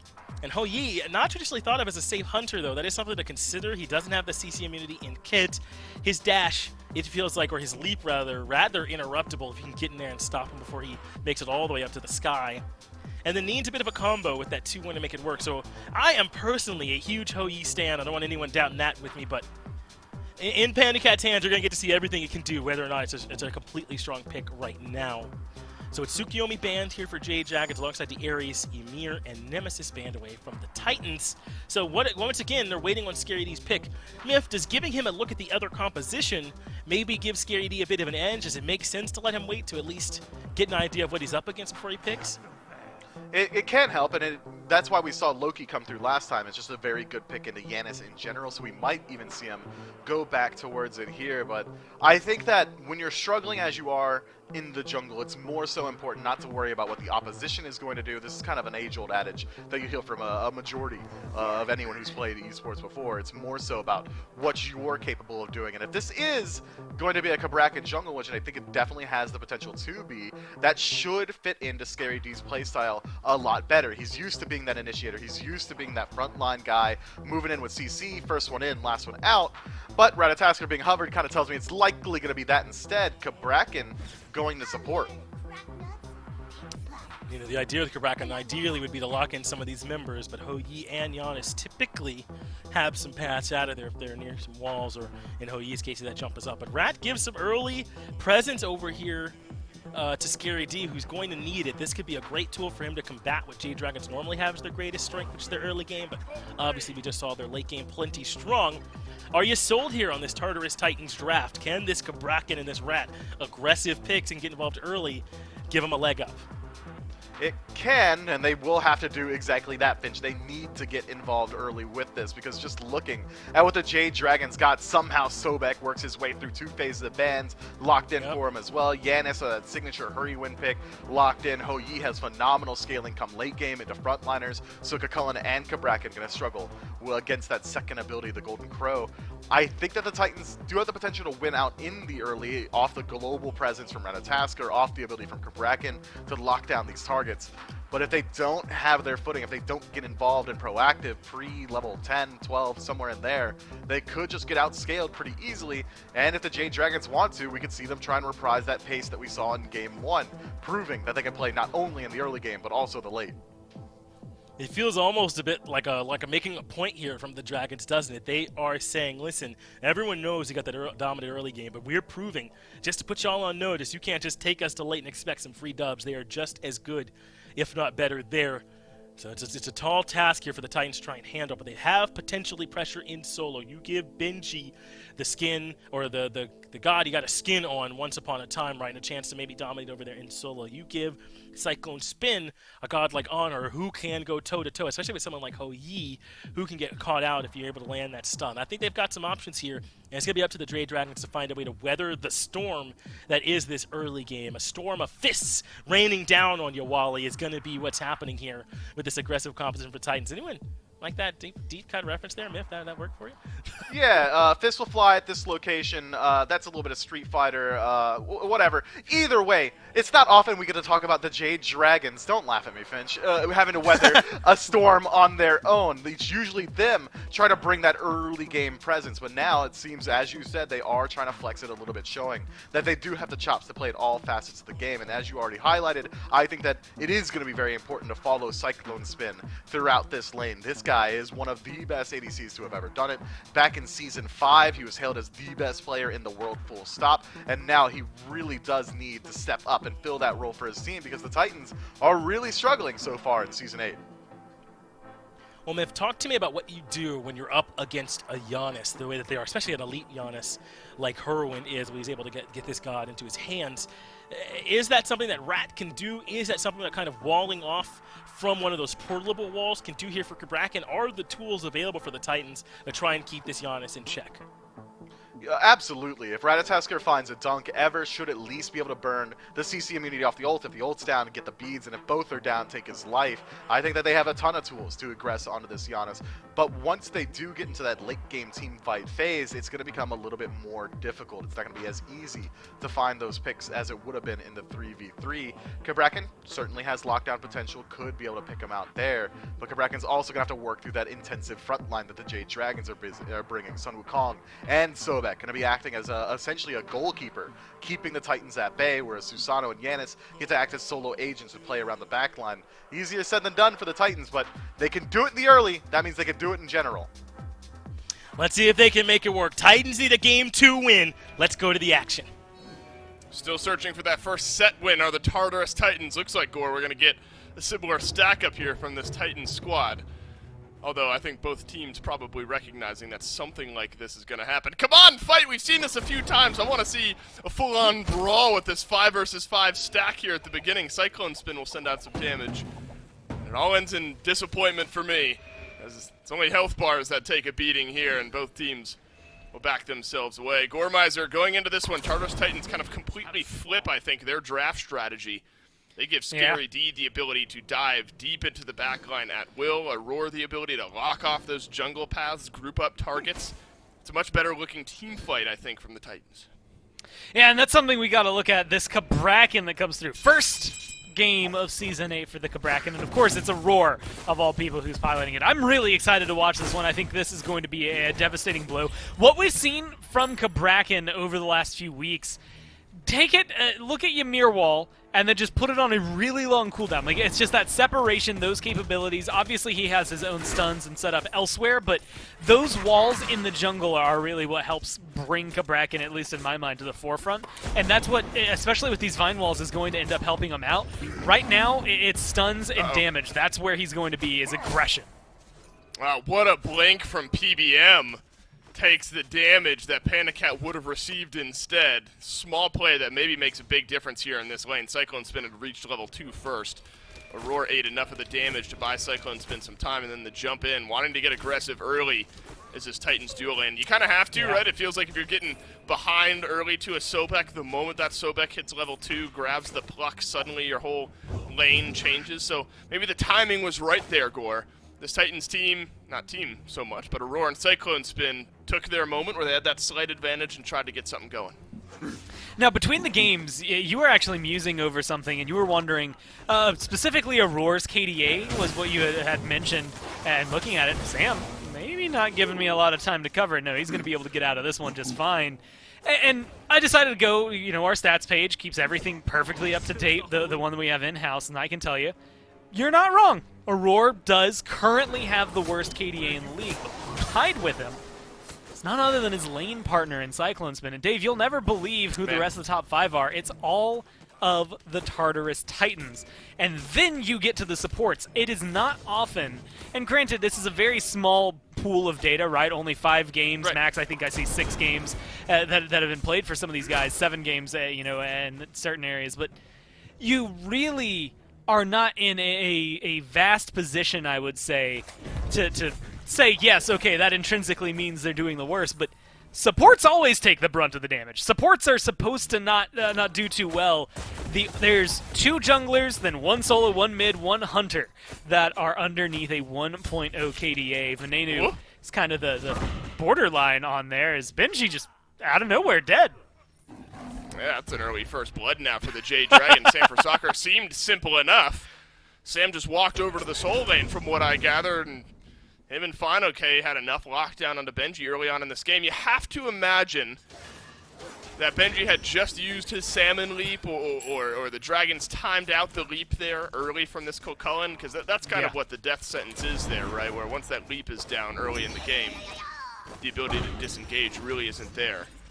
So I imagine had something along those lines in its back pocket. Now Sam for Soccer, Gore, who had a bit of a slower start to game number 1, happy, content with just farming up on that Robin, has got a kill under the belt of this Susano, a pick that can decimate health bars if given a chance.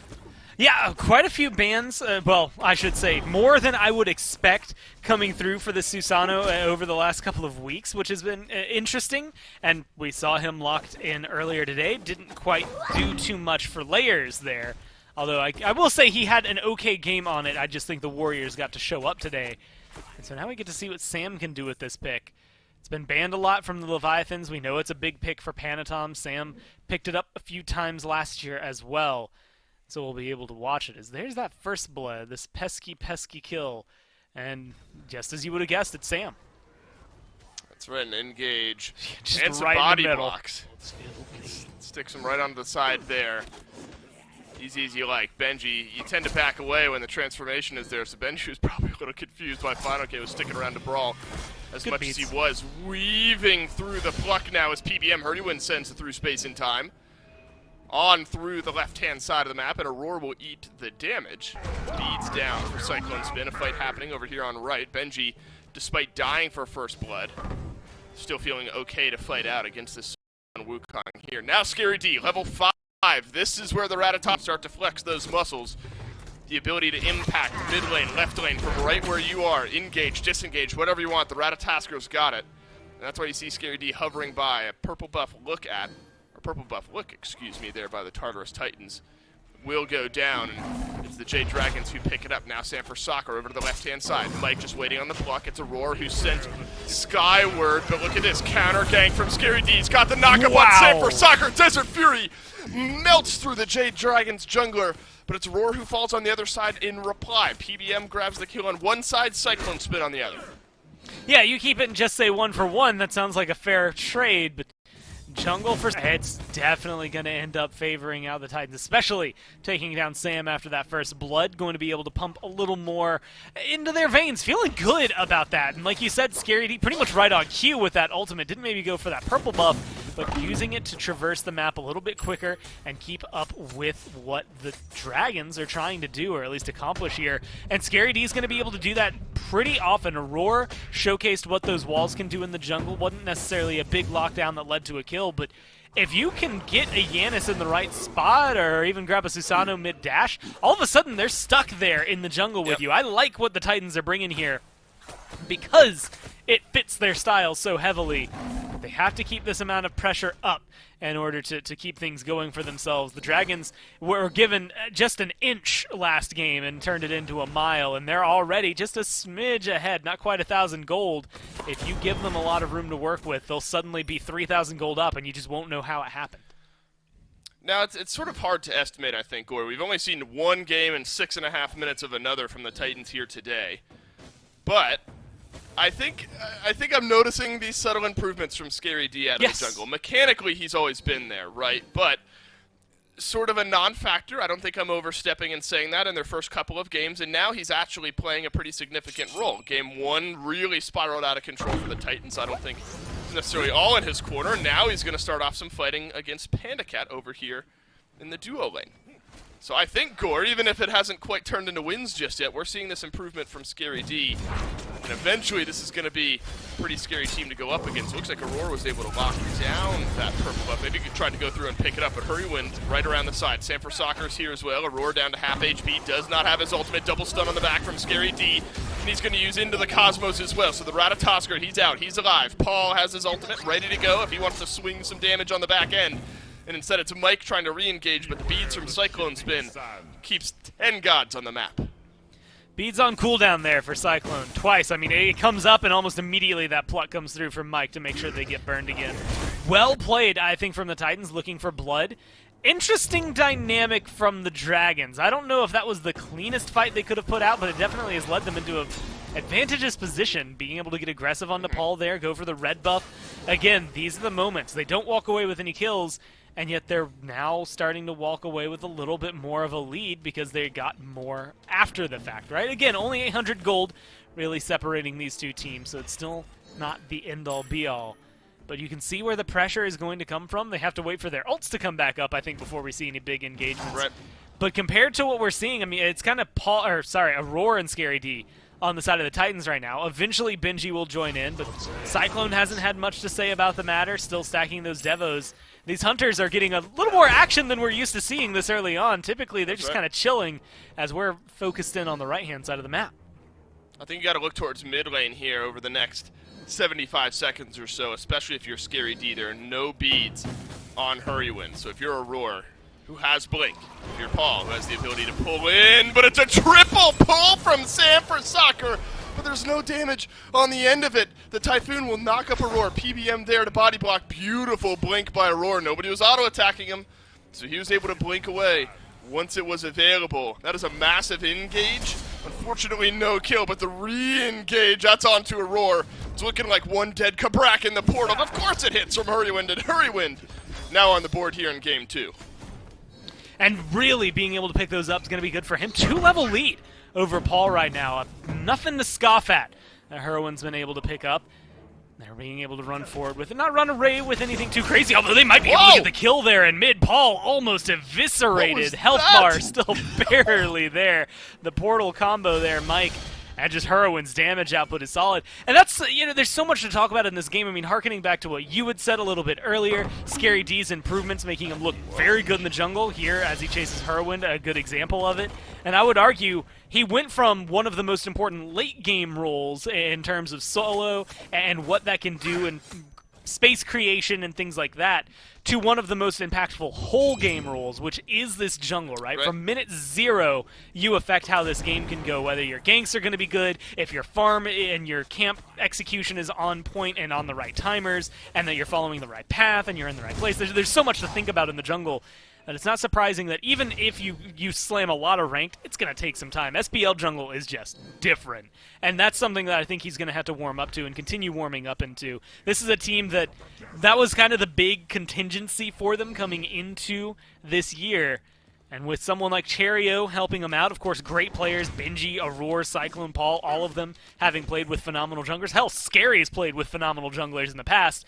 They're going to know what it takes to get there, and then it's going to take a little bit. But at this point, I think the improvements he's showing from week 1 to week 2 are definitely something that merits giving him the credit and watching him a little more closely. I want to see what happens to Aurora here before I pose a question. Corber Mike is going to get stunned down. I think we'll take a deep breath. Maybe not a debate to have here, Gore, in the throes of game number 2, but I'm intrigued. Look, you had Yarkor switch from solo lane over to duo lane, specifically Hunter. Paul will Thunder Crash in. Raiju won't connect, but some damage on the end will. And then you had Scary D, the other notable swap, go from solo lane to jungle.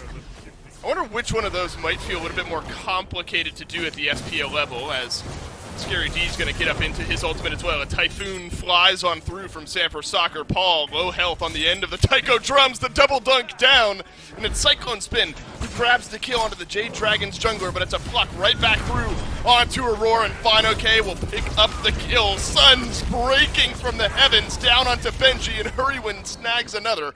201 on the Giannis. I'm not sure the Tartarus Titans are feeling good anymore about that trade. Yeah, I mean, what started as a really good clap for the Titans and really good keep up. This is what I was saying. You give an inch to the Dragons, they take a mile. You can't make a mistake against a team like this. They have too much synergy on their side to let you get away with it. And it's just small things, right? It's not even a huge misplay from the Titans where it's like, oh, well, you shouldn't have done that. It's just, yeah, okay, you took one misstep and they managed to tear you apart because they're just that clean as a team. And so they have to be able to figure out their way into this. I'm still going to put a lot of merit and pressure on the Scary D. I think he's going to be the one that can really open this door for them. But alongside him, I'm going to look more towards Cyclone Spin. 2-0 right now. Good for the Honor. The only 2 kills on the team under his belt. He's got that Executioner online. He's an item ahead of PandaCat as of right now. The caveat is that PandaCat is going to be backing with a lot more gold in his pocket. He's about 200 gold net worth, though, lower than what we're seeing out of Cyclone Spin. So if he can catch up in the Executioner, he does. That's that lead where I think Cyclone Spin has to be able to really kind of push it. He's a level ahead. He's got the gold lead. Everybody else on his team is behind. He's kind of the one I want to siphon the energy through for the Titans. Well, we've seen on her just so highly prioritized that the Dragons will continue. Again, objective improvement was about all Final K said that this team was worried about right now, and a good call on taking the Pyromancer. 13 minutes into the game. We'll get the Jade Dragons about 3,000 gold in the lead now. Up to this point. 1 level in solo, 1 level in jungle, couple in mid, couple in support, 1 level behind in Hunter. So 4.6k XP breaks down to that. And so now it's maybe about putting pressure on the Cyclone Spin. Let's see if we can get PandaCat a little bit more involved, but it's only about a half level, right? I mean, look on her and PandaCat on the Ho Yi now back to even level footing. And this is a Jade Dragons team with about a lead like this score, 13, 14, 15 minutes into game 1, pump the brakes. They said, let's group up, let's only fight around these objectives, let's get it done then, let's get it done there. And let's not worry about so much all the other skirmishing, the individual picks that we don't necessarily care about, or let's see if what the Titans bring to our doorstep and see if we can capitalize on that.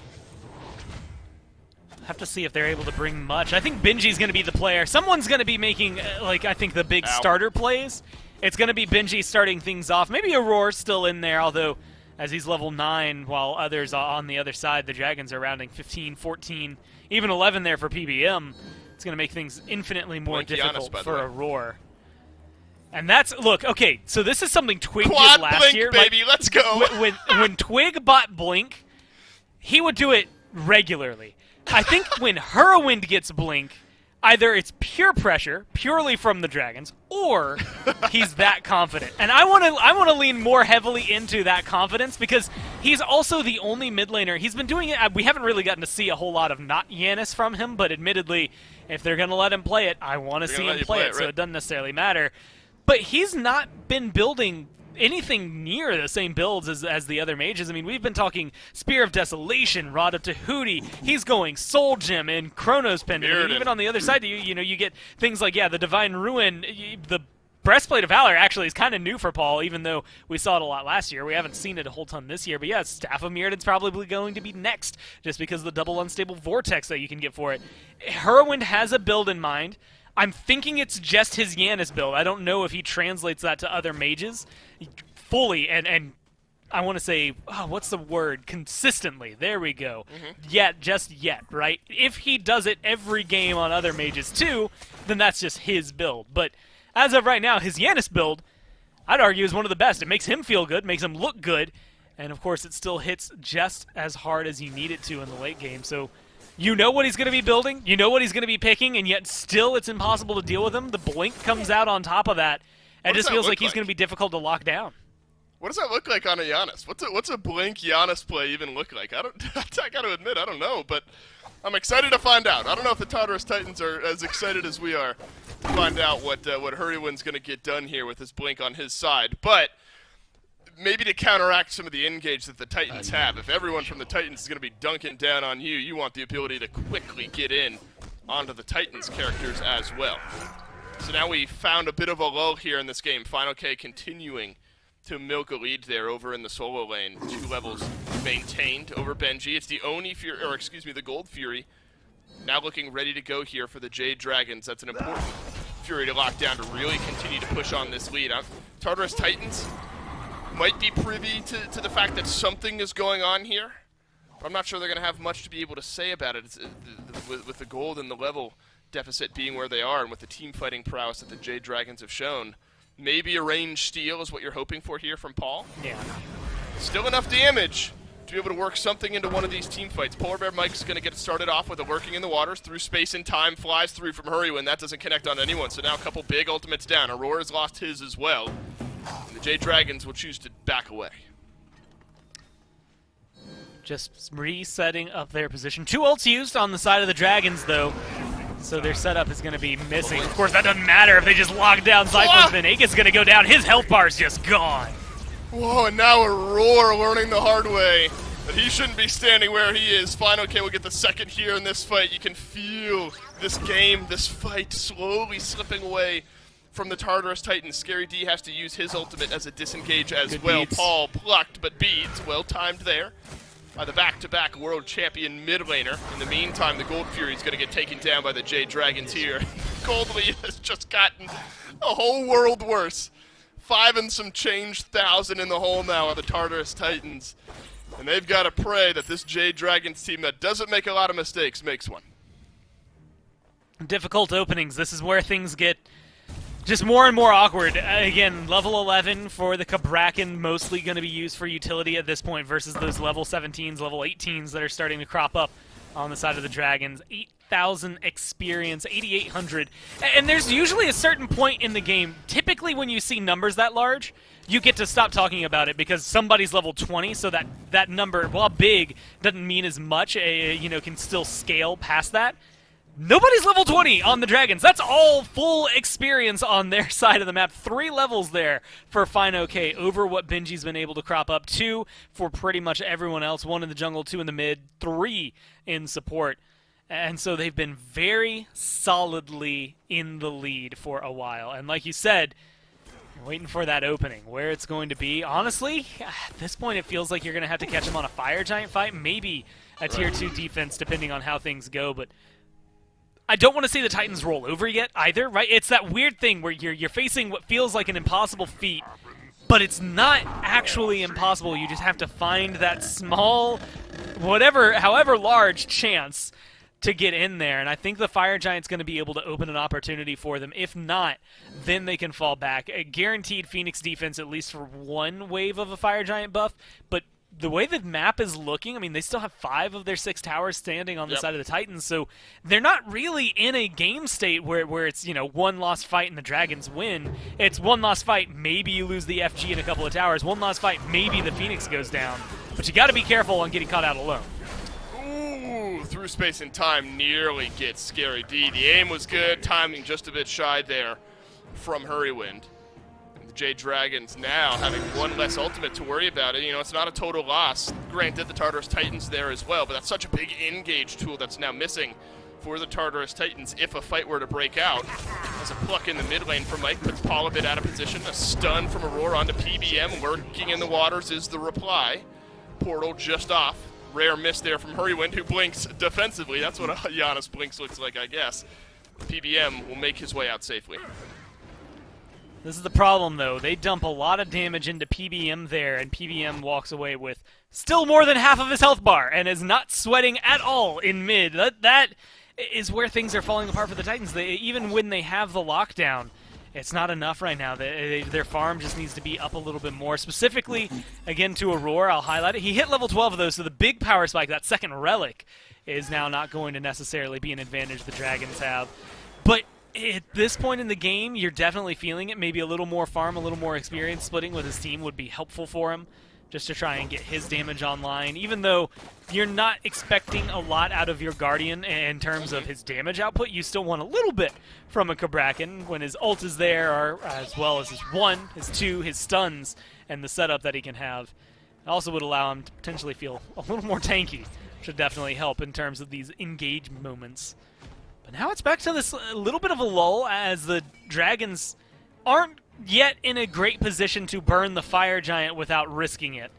But there's not much else to do on the map safely. They get that tier 1 in right. They might be able to push left. It looks like they're trying to collapse in on Cyclone.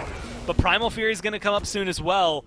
There's a lot of options about to be for the Dragons.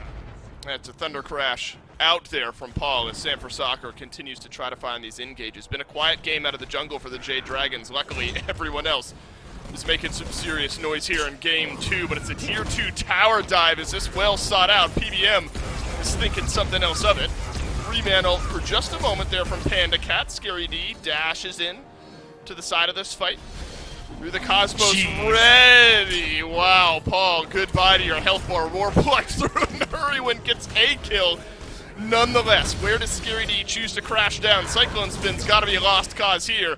And it's Sam. the up-down from the Ho-Yi on the backside of the fight, though. Benji and Scary D left alone with Sam. And the Tartarus Titans will at least pull back a kill. But this is a good split, right? Two who can keep pushing forward with the wave, one of them a hunter. Looks like they'll fall back. Primal Fury is about to be available, so they get a consolation prize on the Dragons. Not something they really needed, but they'll do it anyway. Hurrywin, unfortunate placement. Wanted that one for the floor, but throws a portal onto the wall. They're still chasing those. Scary D, as well as specifically Benji, out of the fight. Still going to end up dying here. As this is going to be, as we like to used to call it, a stagger kill, right? He's going to be out of the game way off compared to the rest of his team. And it's taken a long time to get there, but a minute without Benji, just as Cyclone Spin comes up, means they're in a long, perpetual 4v5 that the Titans really can't afford. Man, we're talking about stagger kills. You're bringing me back to the Paladins days, my friend. But it is a stagger kill onto Benji nonetheless. 40 seconds on the health bar, or on the respawn bar for the Kokalan over in the solo lane. The Jade Dragons will get this one without any pushback from Tartarus Titans. I want to dig a little bit further into this Ho-Yi pick now that we might be able to catch our breath for just a moment. What do you think drives the pivot here for Panda Cat? I mean, maybe a little bit more defensive, the ability to survive with the up-down, extend the fight for yourself a little bit longer, but then maybe the Heimdall would. But what do you think is kind of the driving force there? It's looked good. 206, and he's kept himself alive.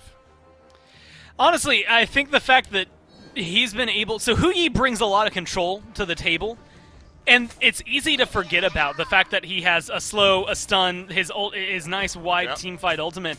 I was actually wondering, you know, because like we've seen, on her, for a while there, Apollo Chernobog were the top picks. I was curious where the hunter picks would go. On her, risen to the top, Jingwei, kind of this consolation, secondary, you know, hey, silver medal hunter that's coming through. By the way, Fire Giant for the Dragons, if anyone needed to know how ahead they were. They're going to continue getting further ahead as they knock down a right tier 2. This Ho-Yi, it feels like something that it's probably not going to come through every game. I don't expect it to jump to the top, but I think the fact that we can see Panda Cat pick it up is showing a lot of diversity in the hunter picks. And this gives a lot of control to help fight and combat specifically the Cabrakan, the aggressive style coming out of that.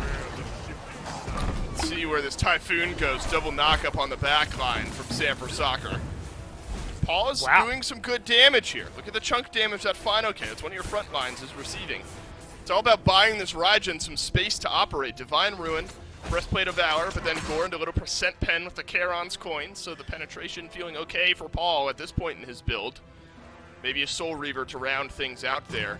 That's really been the name of the game, hasn't it? If Paul can have this uptime to weave in that damage into these fights, it feels a little better for the Titans. But it's just been these individual picks and deaths that the Jade Dragons continue to pull, as the Pyromancer will go in their favor as well. You still feel like Paul has been able to get involved in these fights at a level that he'd want. Yes and no. Like, his damage number is there, but I think if he had his way, that 0-0-1 would at least be 1-0-0. Like, at least a kill in his column. I don't even think he worries about the kills as much as I think he just thinks they could be doing more. There's only 3 kills on the board for the Titans. 1 for the last, 15 minutes? I mean, Cyclone got those 2 really fast, it feels like. So they haven't really been able to find much. I think, yes, the damage is there, but I'm sure he wishes that they could be finding more finalizing kills as opposed to just that burst damage that's going to be coming out of him. So as much as Paul, I even would say, is playing incredibly well, the fact that he hasn't died, Scary hasn't died, showcases that they're doing a good job of disengaging. It just doesn't mean they're getting much done on the alternative. They're not getting a lot of engagements and damage done themselves, or kills done themselves. We'll see if that 6,000 damage can climb up a little bit higher for Paul here under the Titans. You have to imagine, as long as you can play far enough back, Jade Dragons have to come to you. So maybe that's an opportunity for Paul to find some of it. Scary D would like to use some of those Ratatoskr ultimates not to disengage as well. The team fight is there. The idea, the identity is there, but PBM ushered in by his mid laner looked for the pluck Hasn't used it yet, so that's still there. Aurora blink in, but loses all of his health and then his life at the end of it. Sanford Soccer gets the kill onto Aurora. Up in the sky is this Ratatosker. Benji double knock up on the back line. And then another one over onto Panicat. Final K left alone. Cyclone Spin gets this one.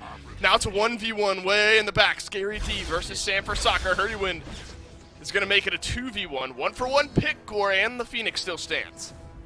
Phoenix still alive, but you can see the regrouping. They wanted to chase Scary D. They were going pretty hard for Scary D there for a second, but it looks like he's going to be able to escape that. Phoenix, it can't quite say the same. They'll pop that one. PBM taking a lot of damage. Same thing I was going to say for Hurrowin, but he managed to walk out relatively unscathed. They'll be able to back off. Primal Fury's coming up in just under a couple of minutes, so they might be able to swing their way over to that. They've got Fire Minions pouring in on the right-hand side. And soon enough, a Fire Giant that's going to be able to respawn. The Dragons, though, they're not even backing off to the base. They want to keep going. Yeah, what a call here by the Jade Dragons. They've got 30 seconds almost exactly left on this FG buff. It looks like now is the time where they will leave. 2.6k golden hand at its highest, 1,000 at its lowest for the Jade Dragons here. So some items, some boosters, some pots, and some elixirs to buy up there if the timing is right. There will be a Fury here in just a moment. Primal this time. It looks like the Jade Dragons content with just waiting around Gore. In that last fight, those were some serious signs of life from the Titans. In fights where the Dragons had just deleted everyone on the Titans and there was really no pushback, Benji and Scary D found the backline and were able to make some waves there on that fight. So this game far from over. If, big if, the Phoenix defense can stand strong in the way it just did. Look, killing Sanford Soccer. Look, he had a 28.5 KDA coming into this set. You got to get back there and bully him. Make him go 2, 3, and 5. Make him work for it, so he's not just going to be able to run away with those insane stats. Somebody else on his team or maybe nearby is going to be able to pick those up. Maybe another jungler scooping up that stat, because I think as long as you can control someone like Sam, it makes it a little easier. The problem is that right now he's not even the one that's the biggest threat. Like, Hurrowwind is absolutely the devastating damage dealer right now for the Dragons, and not much you can do about it. The crits coming down from Pandacat are also just a nuisance and difficult to deal with, and that's where things are just getting so outrageous to deal with, because if you try to dive Hurrowwind, he's going to blink or portal away. You try to dive Pandacat, he's going to leap away. You dive onto Sam, he has a lot of mobility, but maybe he's not going to be able to get away as quickly or as easily, especially with the lockdown they have, but at the same time, then you're investing so much on Sam that Hurrowwind and Pandacat get to live, so it's a win-win for him. I wanted Hurrywin to try to snipe out Paul so bad there, but holding onto his ultimate for what is a more important fight. 8 seconds away from Enhanced Fire Giant, the Jade Dragons. Oh, and you know they're going to wait. Start up the objective. Right, I mean, they're going to do it quick enough, but it's waiting the answer here. Off the objective go the Dragons. Aurora, half HP. The Kabrakan hasn't gotten anything done this game, and that doesn't change around the Fire Giant. Through space and time, flies through. Cyclone Spin, Desert Fury. My God, the damage from Hurrywin. Why does he keep getting this pick? Someone explain to me. He's 506 here in game number 2, and the Jade Dragons rout the Titans around the Fire Giant. And Gore, the FG still stands. It's still waiting on the end of this engagement.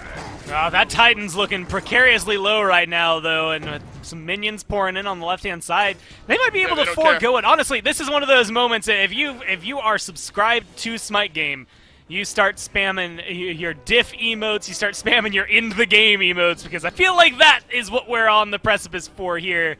The Dragons, I mean, at this point, they just have so much control on it. 5 seconds before Aurora comes back, but look, an 0-7 Kabrakan coming in at the end, I don't know how much of a defense he's going to put up. Nah, Gore, there's not much more leg to stand on here if you're the Tartarus Titans, outside of maybe a miracle defense here, but the eyes are on the Titan, and the Titans do fall. Jade Dragons take it in 2. And just cleanly at that. I mean, you get to see a little bit more. Look, a 35-minute game into a 31-minute game.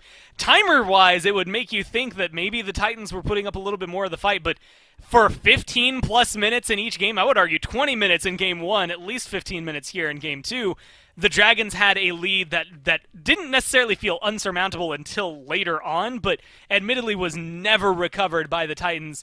I think a lot of it was not only respect, because the Titans are going to be a good players. If you make a mistake, they'll tear you apart, but also maybe testing themselves, giving themselves the experience that they need, because at that point, they were almost 20,000 gold ahead. They must have felt good at the end. Right. Look, Fine OK said it in the pregame interview well enough. You know, that this Jade Dragons team had the confidence going into this specific matchup against the Titans.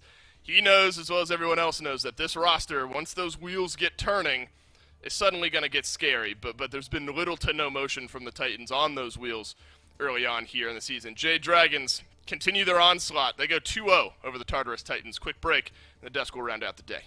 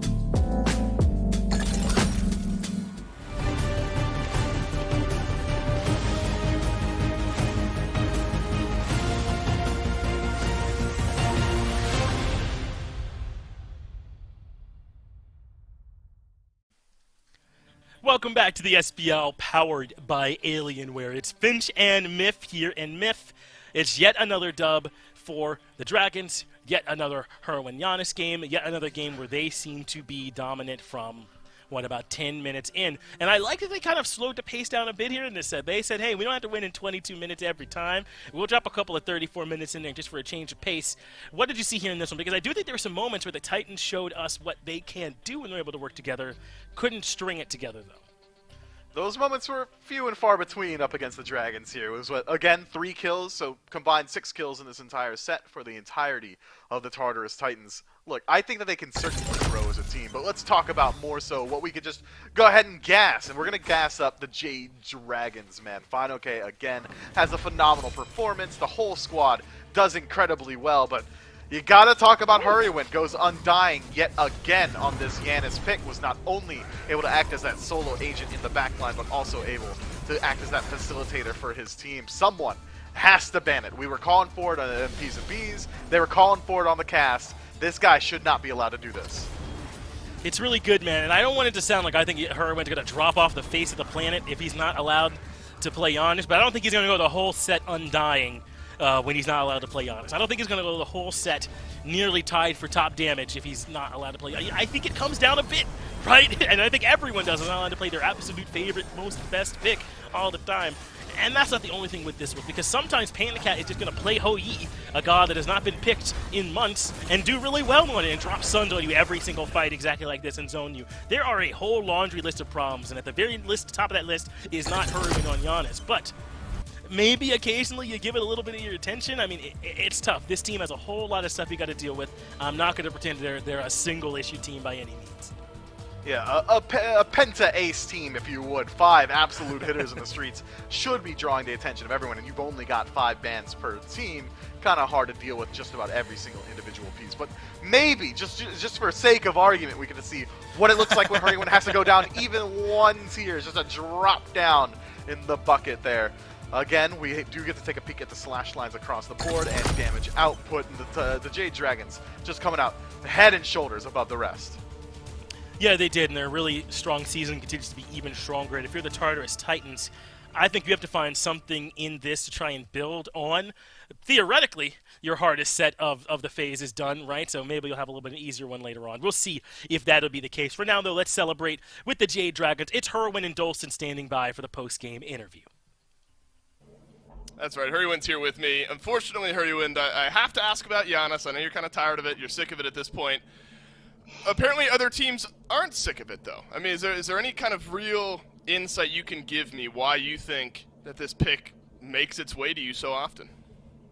Yeah, I'm sick of it. I don't know. I mean, I don't think it's like completely unreasonable that people don't ban it. Like, it's a lot more complicated than that. Like, I didn't even play particularly well today. We just kind of did everything right as a team. I think we made like just good team decisions generally, and I think Janus can be like ultra punishing when you are not making good decisions. So I think like Titans has kind of like had a rough start here, and if they don't really have their stuff together, it feels, I think, pretty oppressive to play against. So that is why it surprised me they don't ban it. But I don't think it's crazy that they're not banning it either. You know, like I played the Scylla, and I think I looked pretty good on that too. So maybe they'd rather just play versus Janus and Scylla, for example. So I don't entirely blame them.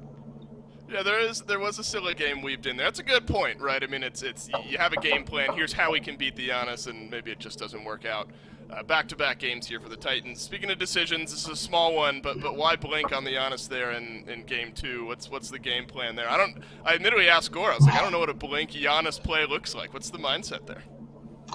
I don't know. We were just in a pretty comfortable place that game.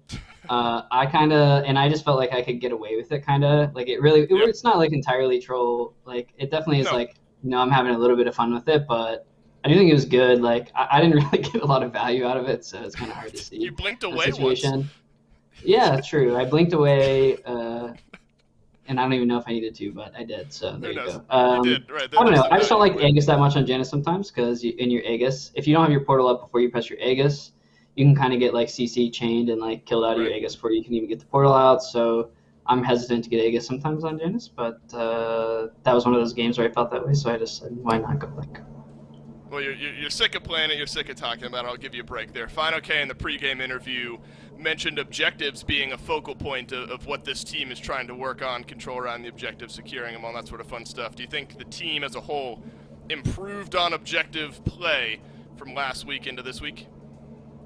Yeah, I think we've been making pretty big strides in that. I mean, everyone's pretty active in the conversations, talking about what they think we should do. I think like we had 1 gold 3 today, we probably just didn't play right. So we're obviously not like anywhere near perfect, but we definitely have come a long way. We were getting wiped on a lot of gold furies and scrims and not really sure what we wanted to do. But we've been pretty active in improving on that, like Alec talked about, and I think that shows. Yeah, absolutely shows. Another 2-0 win here for you and the rest of the Jade Dragons. Congrats, Hurrywin. Thanks for your time. The desk will round out the show. Yeah, baby. You hear that from Hurrywin. Far from perfect. Well, listen, I'll take whatever far from perfect the Dragons currently are, as their record's currently untarnished. Also, a little bit of gas there, maybe leaving the Giannis open to keep me off the Scylla there, huh? Love every chance I get to hear from Hurrywin. My man is becoming one of my favorite personalities in the scene. He really is, man. Who comes away undying in a set and says, I didn't even particularly play well today? Dude's just lying. That's why people aren't banning the Giannis. He's out here just fibbing about his performances in these sets. And maybe it's the Mandela effect or something along those lines. Maybe he didn't do that good. No, he certainly did. Every single time he's able to lock in that god.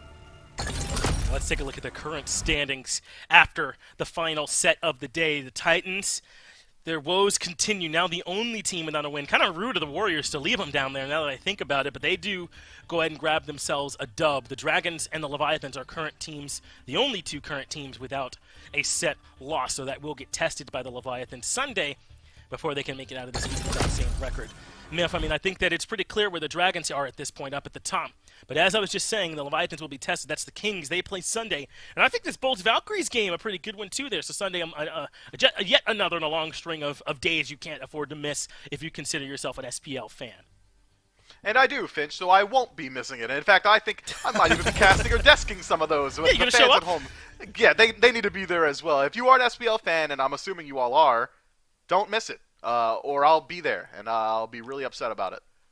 Yeah, I'm a snitch. I'll tell Miff if you don't show up. I'll let him know, and he'll come do something about it. That's the kind of guy that I am. Thank you all for watching, though. We really do appreciate it. 11 a.m. tomorrow for the SEC, then 1 for the SPL. That is all Eastern. Thanks for watching, and we will see you next time.